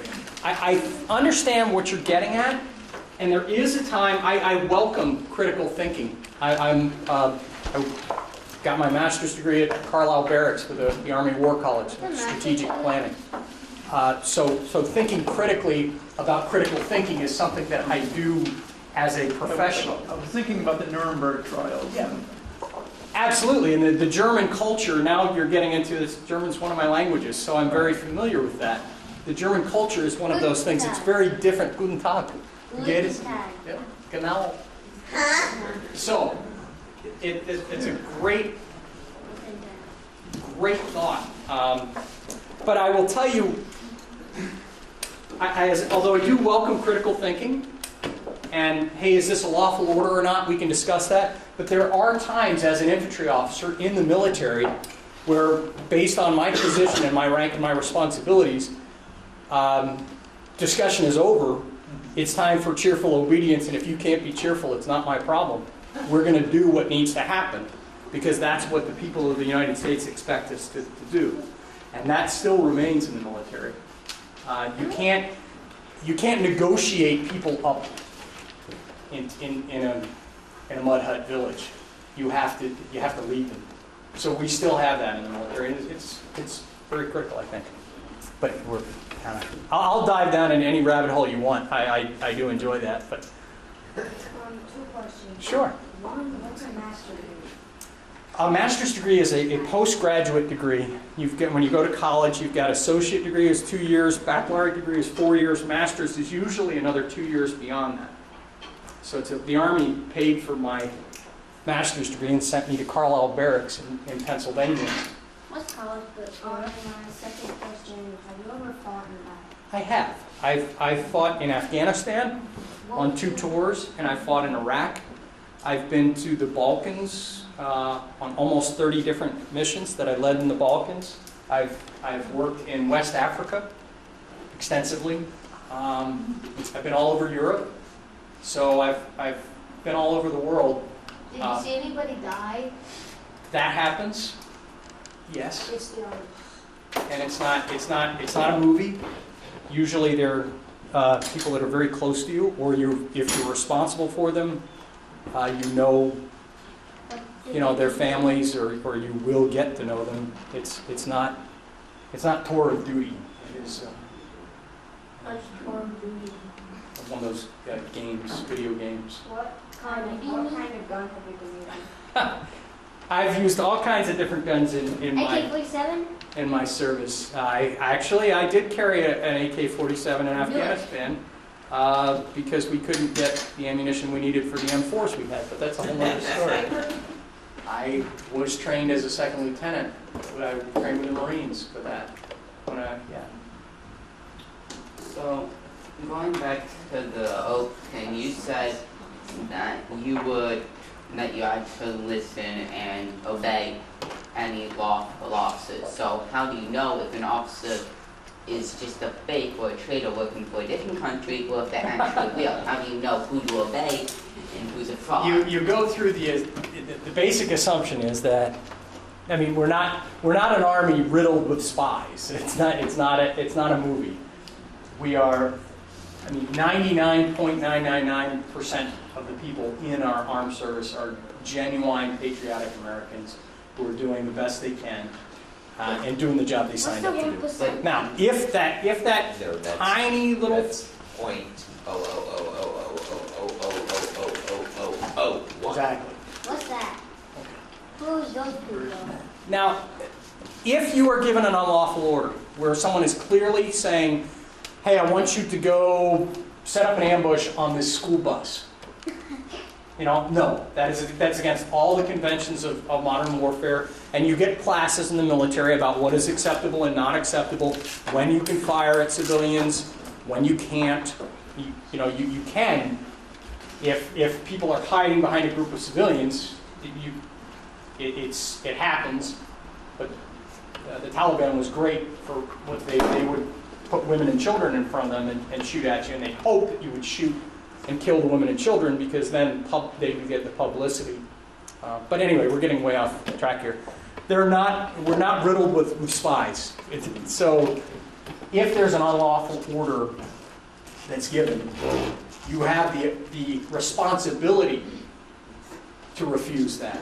And My Lai in Vietnam leaps to mind, where Lieutenant Calley ordered the just slaughter of civilians, and some of his soldiers said, "No, this is wrong, I won't do it."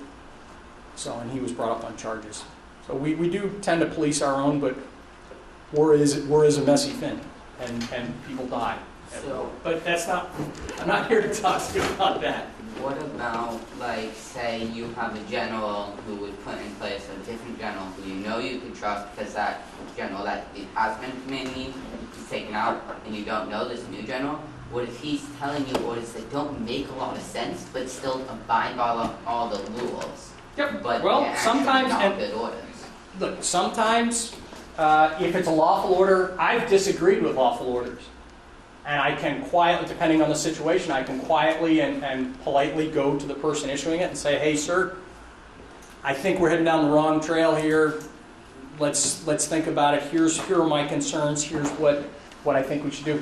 And sometimes they say, "Hey, thank you, noted. We're still doing what I want to do." And then we do what we're told to do. If it's not unlawful, part of the deal of being in the military is you obey orders. So listen, sure. I have a question. I'm always curious, that's how I learn. That's how I got so smart. Anyway, I'm kidding. Colonel, I wondered what prompted you to enter the military, and how that possible. Okay. I'll run with it. In 1985, I was a foreign exchange student living in Poland, Lublin, Poland, which at the time was behind the Iron Curtain. I had no real desire at the time. I was I mean, I was an athlete in college, and I had no desire to join the military. While I was there, I was walking back from a store, going to my dorm room, and I bought some things in a store that you could only buy things that were called a PEVEX with Western currency. So I bought things that you normally couldn't find. I was going through a church cathedral square, and Solidarity was still pretty big at the time. Lech Walesa was coming back, and there were loudspeakers outside of the church. And there's crowds of people, and I was like, huh? What's going on here? And my Polish is, it's okay. It's not great, but I could get by. And so I stopped, and I'm listening, and then all of a sudden, these police cars came and ringed the whole square in vans. And they had the ZOMO, they were called. That's what they called their secret police in Poland at the time. And the ZOMO came out of the vans and started beating people and throwing them into the vans. And I got caught up in that crowd, and they threw me in the vans, and they arrested me. And they held me for 2 days. They took my passport. And so I spent 2 days in jail in Poland because I was listening to the priests were preaching solidarity. It was the only way that they could get that message out to the people was through the churches. That's the only way that they could, because they don't have the freedom we enjoy here. The freedom under the First Amendment of religion, as this gentleman brought up, but also the First Amendment, the freedom of speech. Are the secret police in Poland kind of like SWAT in America? They were only nastier. Oh. So anyway, what that did for me was I had a fit of youthful idealism, and I said, whatever I can do to oppose this type of a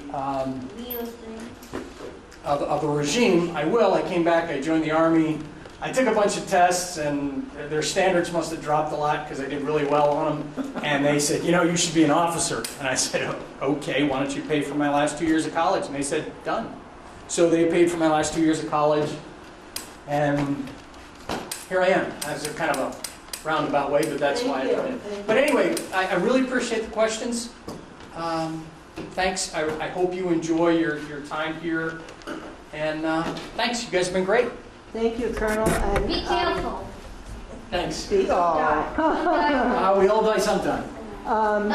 Just know where you're going. I don't know what your schedule is, but I can tell that, there's a lot of interest I in... can answer questions if you Well, want. not now. I didn't know. I'll talk with you about whether you can make a repeat performance. Okay. Thank you so much. That My was pleasure. Thank you very much. wonderful. I appreciate your Let's attention. give him a hand. So, at this point, we have a video for you. And Kids. I believe it is. Yay! Knew it. These kids.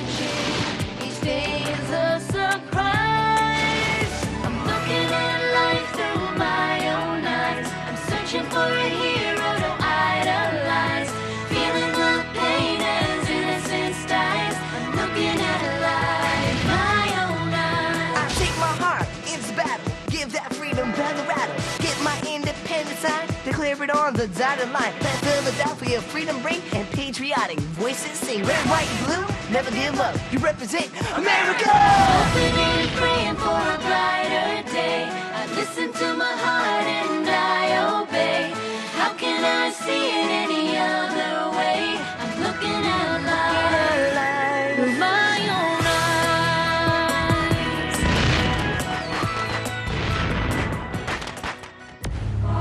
Today on Liberty's Kids.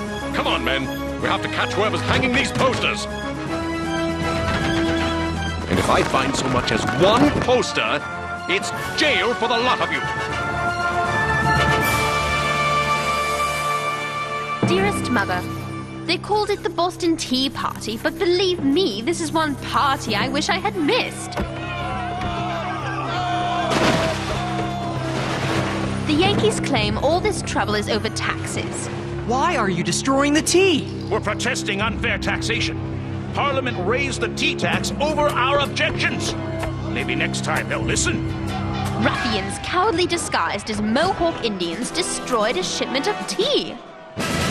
No taxation without representation! Redcoats! Abandon ship! Abandon ship! Sorry, Miss Phillips, but I can't print my story from jail. Let me go! I said let me go! I'd love to, but Dr. Franklin told us to take care of you. James, look out! In a struggle, I lost Father's locket. I'm very angry. America is a strange, strange place. I can't say that I like what I've seen of it. We live in a barn hiding from His Majesty's soldiers, sheltered by a remarkable woman, a poet and slave named Phyllis Wheatley. James, Henri, and Moses support these radicals, but I, for one, can't wait to leave Boston. Okay. I'm sorry, Caesar. I won't brush so hard. Hey! Allow me. When is Dr. Franklin coming? Soon, I hope. Very soon. Your loyal, loving daughter, Sarah.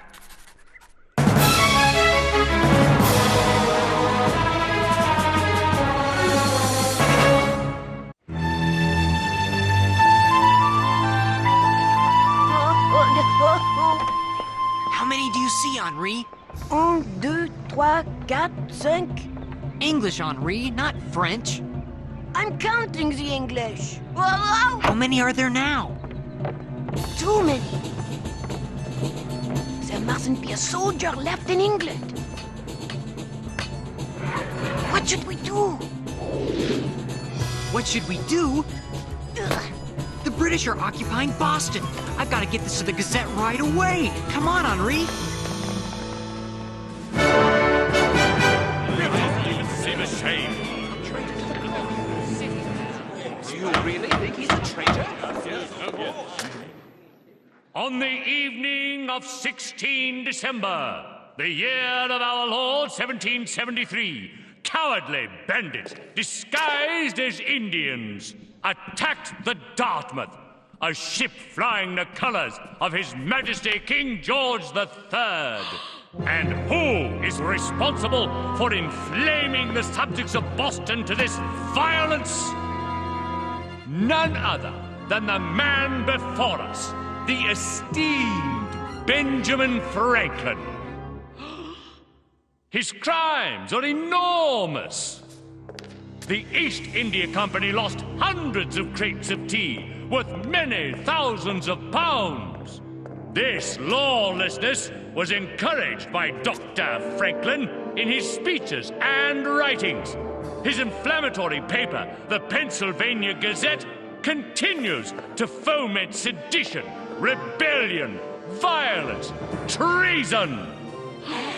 You have no honor, sir. You are a scoundrel, sir. Have you nothing to say for yourself? The heart of a fool is in his mouth, but the mouth of a wise man is in his heart.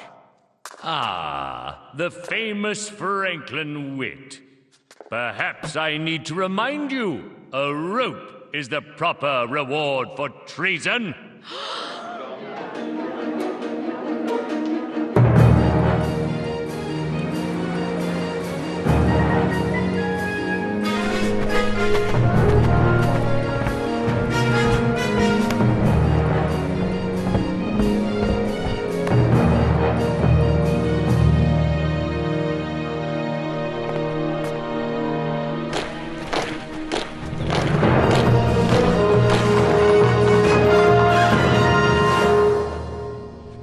Boston Harbor's closed. Hundreds of new soldiers arrived by ship this morning. The whole city is filled with redcoats! Would you please mind your tongue? Where's my pencil? I have a story to write. This is headline news.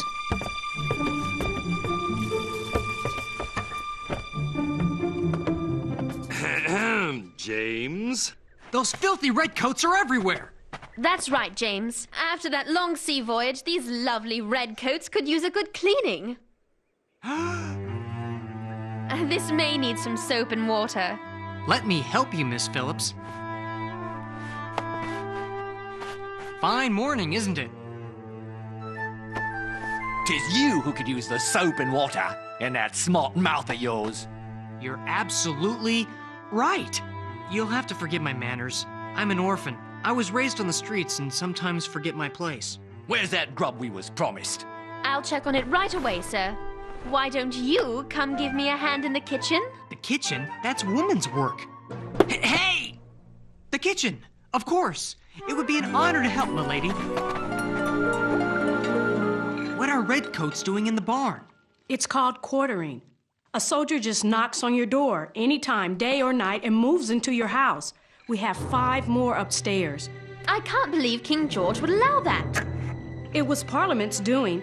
They call it the coercive acts. The intolerable acts would be more like it. This is an outrage. That's right. We have to cook for them, wash their clothes, and they don't have to pay a single shilling. I am outraged too. This spy was too smart. You are the funny one, aren't you? How did you come to be in the colonies? I came here with my parents. Henri was 6 years old when he left France with his parents. They signed an agreement with the ship's captain to work for 7 years in exchange for their passage. 3 weeks into the journey, the plague hit the ship, and half the people on board died, including Henri's parents. The captain made me his cabin boy. He said I had to pay off my family's passage. Oh, I worked all the time, cleaning his room, getting his food, his clothes, hauling buckets of coal. And if I did anything wrong, he threw me in the hold for hours. How dare he? I belonged to him. You mean he made you a slave? Henri, that's terrible. Thank heaven you're here now. How did you do it?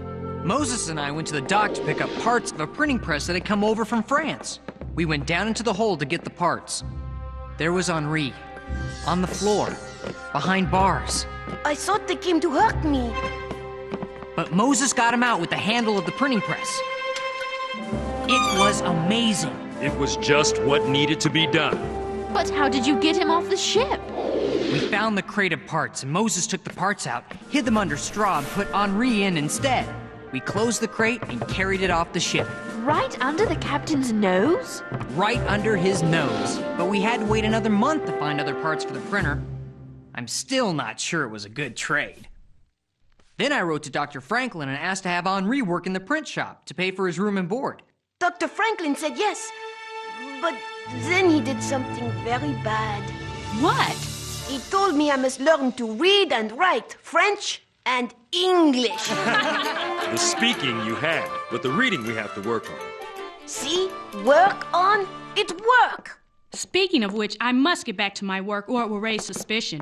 Lieutenant Brampton was by here earlier talking about the Tea Party and telling Master Wheatley, if Boston's going to cause trouble, Boston's going to pay the piper. That only makes sense.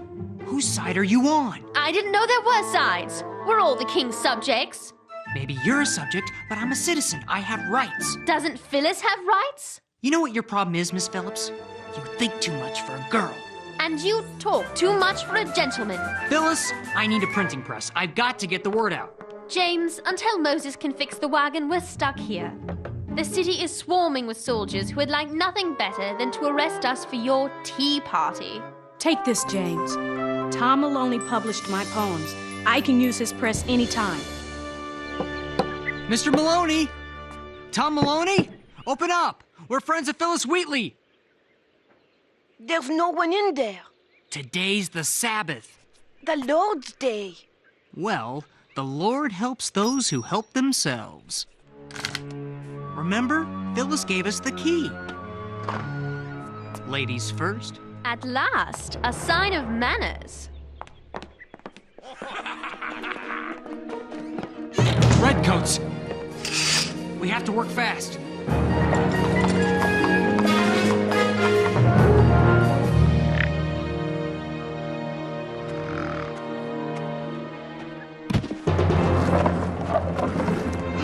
Oh no! Who goes there? Where'd them kids go off to? I've been busy doing my chores. I'm sure they're around here somewhere. Nigel! Basil! Chauncey! On your feet! Those little troublemakers have run off. The city is under martial law for breaking curfew. We'd better fetch Lieutenant Brampton. Oh, no! I've got to warn them.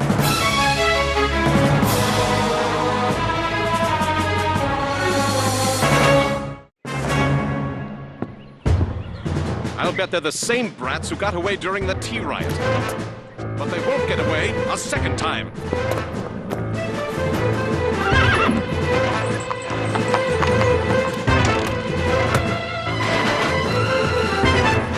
Keep going, Henri. Aye, aye, sir. The sun's set. Good.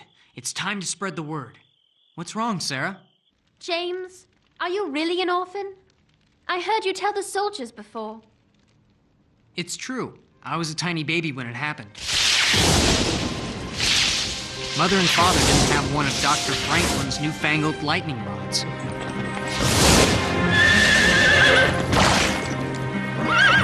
Our house was struck and burst into flames. It burned to the ground. I was lucky. A neighbor pulled me out in the nick of time. Dr. Franklin's lightning rod has saved thousands of lives. When I was old enough, I sought him out. He offered to take me in as an apprentice, and I've been working at the Gazette ever since. I'm sorry for complaining about a silly locket, when you've lost so much more. That locket meant a lot, huh? My father gave it to me before he sailed for America. When it was around my neck, it was like having him near me, always. He went up the Ohio River to explore new lands. When he returns, Mother will join us here, but we haven't heard a word from Father in nearly a year. You're worried about him. See this?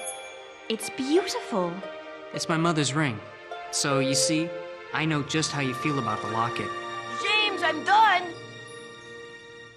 Grab a stack, Henri. It's time to go. Must you do this? You'll only make things worse. I have to. Why? Because, as Dr. Franklin's friend Edmund Burke said, an Englishman is the unfittest person on earth to argue another Englishman into slavery. In summary, my lords, Benjamin Franklin, the deputy postmaster of His Majesty's colonies, is a traitor. The proof is in his own words, his own writings. And for this treachery, I ask that as a minimum, he be stripped of his position as postmaster, and that he bear the stigma and shame of a scoundrel, disloyal to king and country.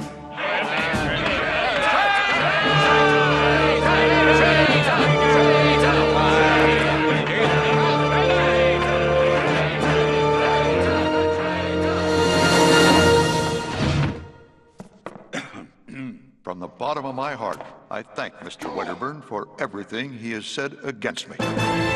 What kind of trick is this? My gratitude is sincere.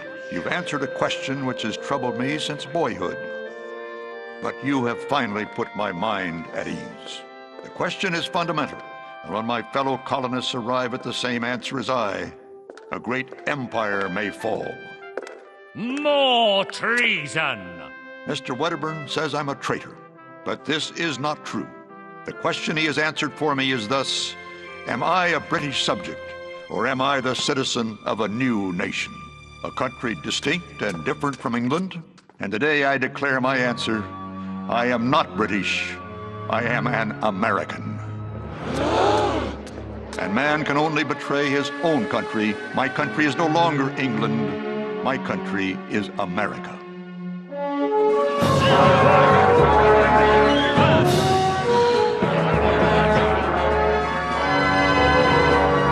Let's put one here.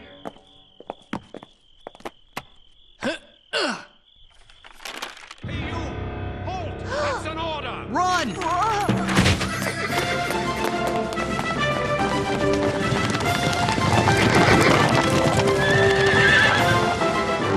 What do we do now? We pray Moses has that axle fixed. Henri, I think we may have overstayed our welcome in Boston. How do we get past those redcoats? Follow me.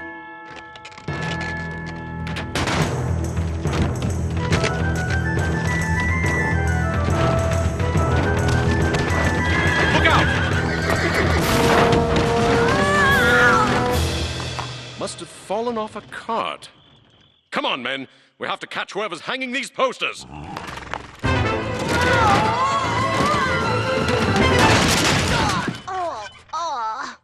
Are you all right, Henri? Which one of you said that? James, Henri, are you all right? Whoa! Quick! We have to get out of here. Too late. Everybody inside.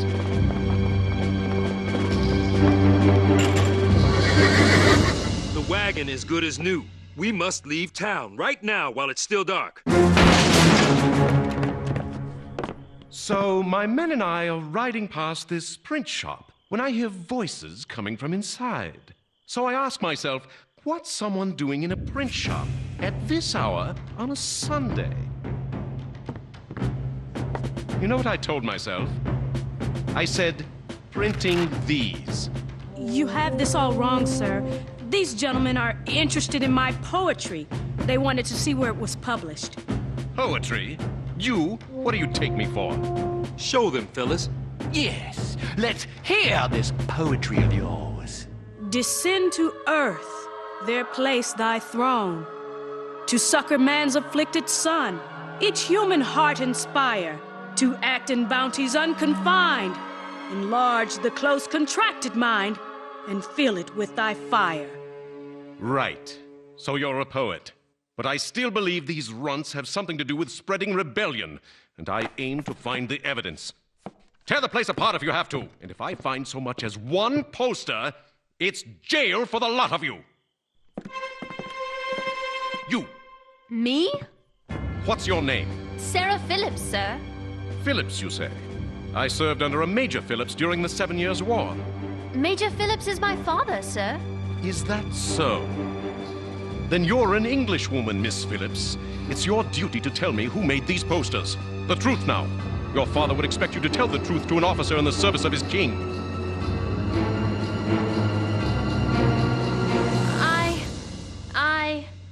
I... Spill it, girl.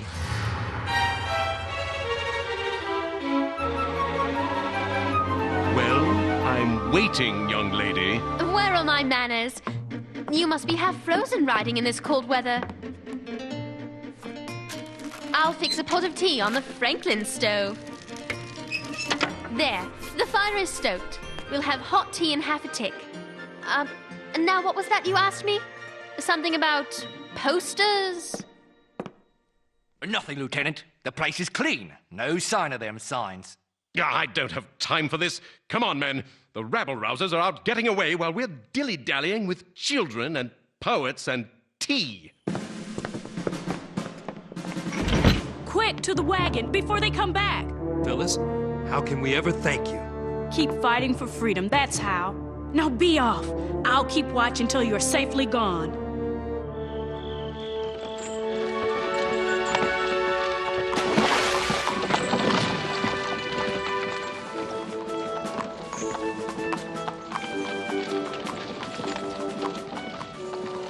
Thank you. For what? You know. I don't know what you're talking about. Sure you do. You saved our hides. James, I'm very tired and I'm cold.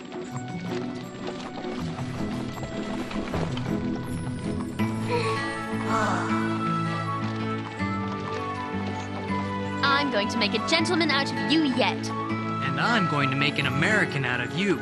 Yeah! Yeah!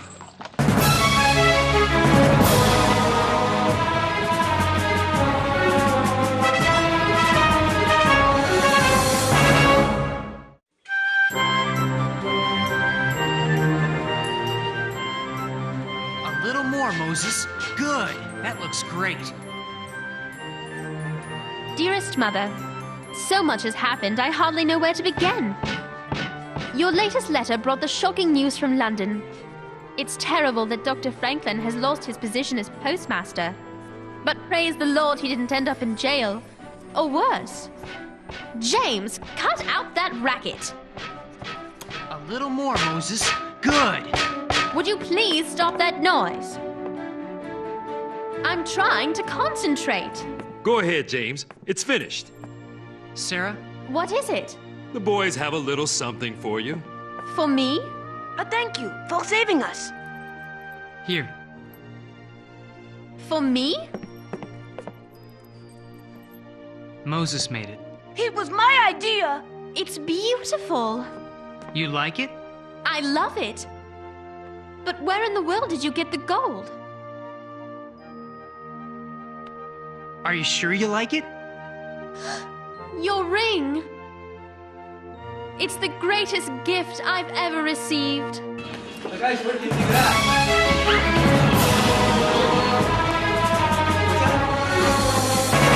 Okay, Sean, what did you think of that? I already watched it. You already seen that one? Yeah, so some of the concepts that we were talking about today, some of the events that we were talking about today.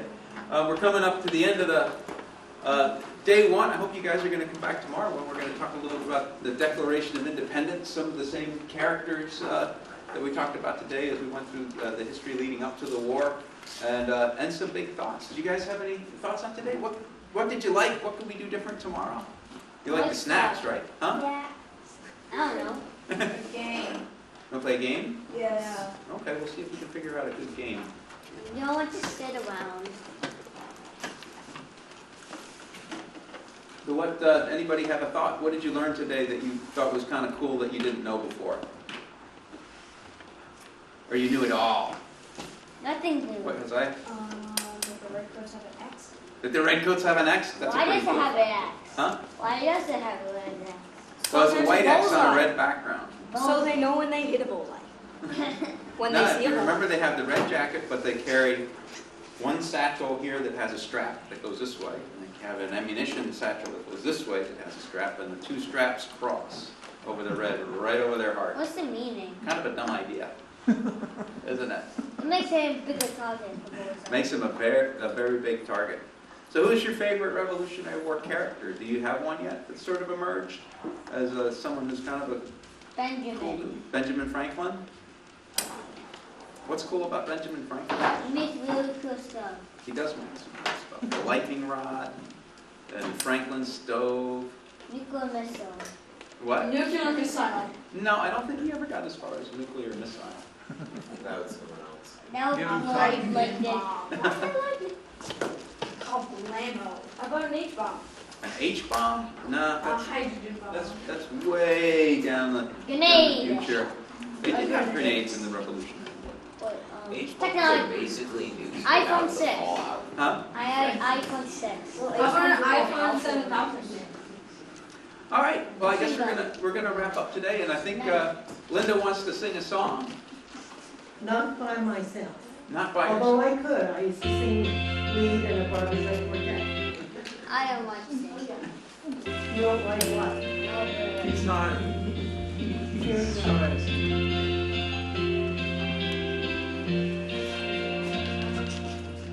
If tomorrow all the things were gone, work for all my life, and I had to start again, just my children and my wife.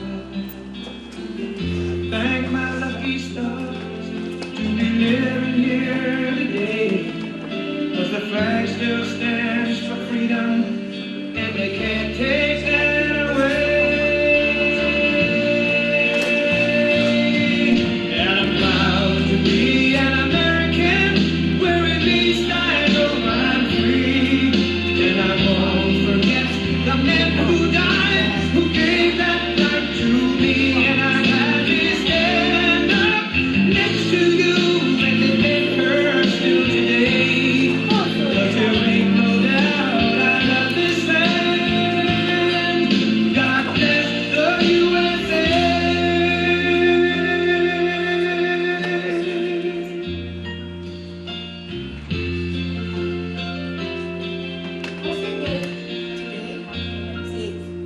From the lakes of Minnesota to the hills of Tennessee, across the plains of Texas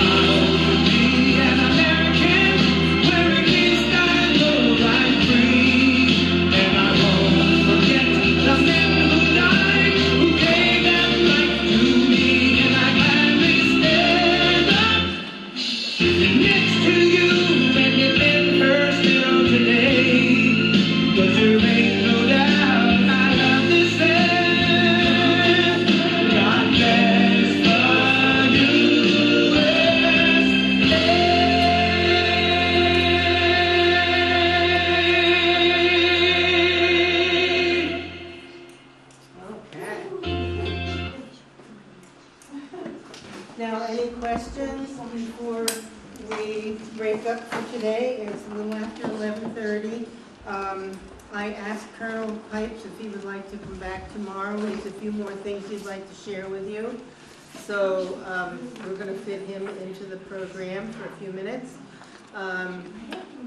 Any questions? We're going to have another video tomorrow. Rob is going to be talking about The Declaration of Independence. yeah, and that's a really interesting story. Now, as far as your notebooks, we're going to try, if you folks didn't get a notebook, well, here's one. One of you has, two of you have them. Who doesn't have a notebook? Okay, 1, 2.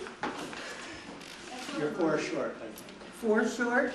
Okay, so if you're coming back tomorrow, we're going to put 4 more together so that everyone can have one. And that's enough, pardon me? Yeah, I would say for today, if you want to leave it here, we'll just leave this all set up this way. And then we're going to add to it tomorrow. There's some really interesting stuff in there that we might go through. And any questions?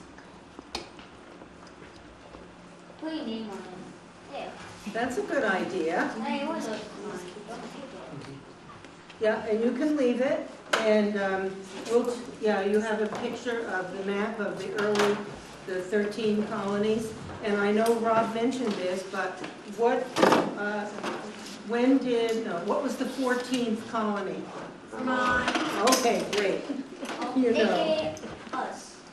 And what year? 13 something. 13 something. 1791. 1791. Yep. And you'll see a Did sign. Alan die at that time? What, honey? Ethan Allen died at that year. I don't know. Oh, they live right near like. Oh yeah, they died. Uh-huh. Like, it's literally. It's a national monument. Okay. I know. Well, I wouldn't be surprised if you know some things that I don't know, and we can all learn from one another. Like Franklin Samuelson is the one who founded it. Actually, the Indians found it for him. Well, he's the first. He's the one who named it. Yeah. You guys are smart, and you're going to get smarter every day. So I hope you enjoyed yourselves. Go out. We now have sunshine. You came in the rain, but you created sunshine. So have a wonderful rest of the day. We'll see you at 9 o'clock tomorrow morning. And please, if you have any ideas to share when you come back, let us know.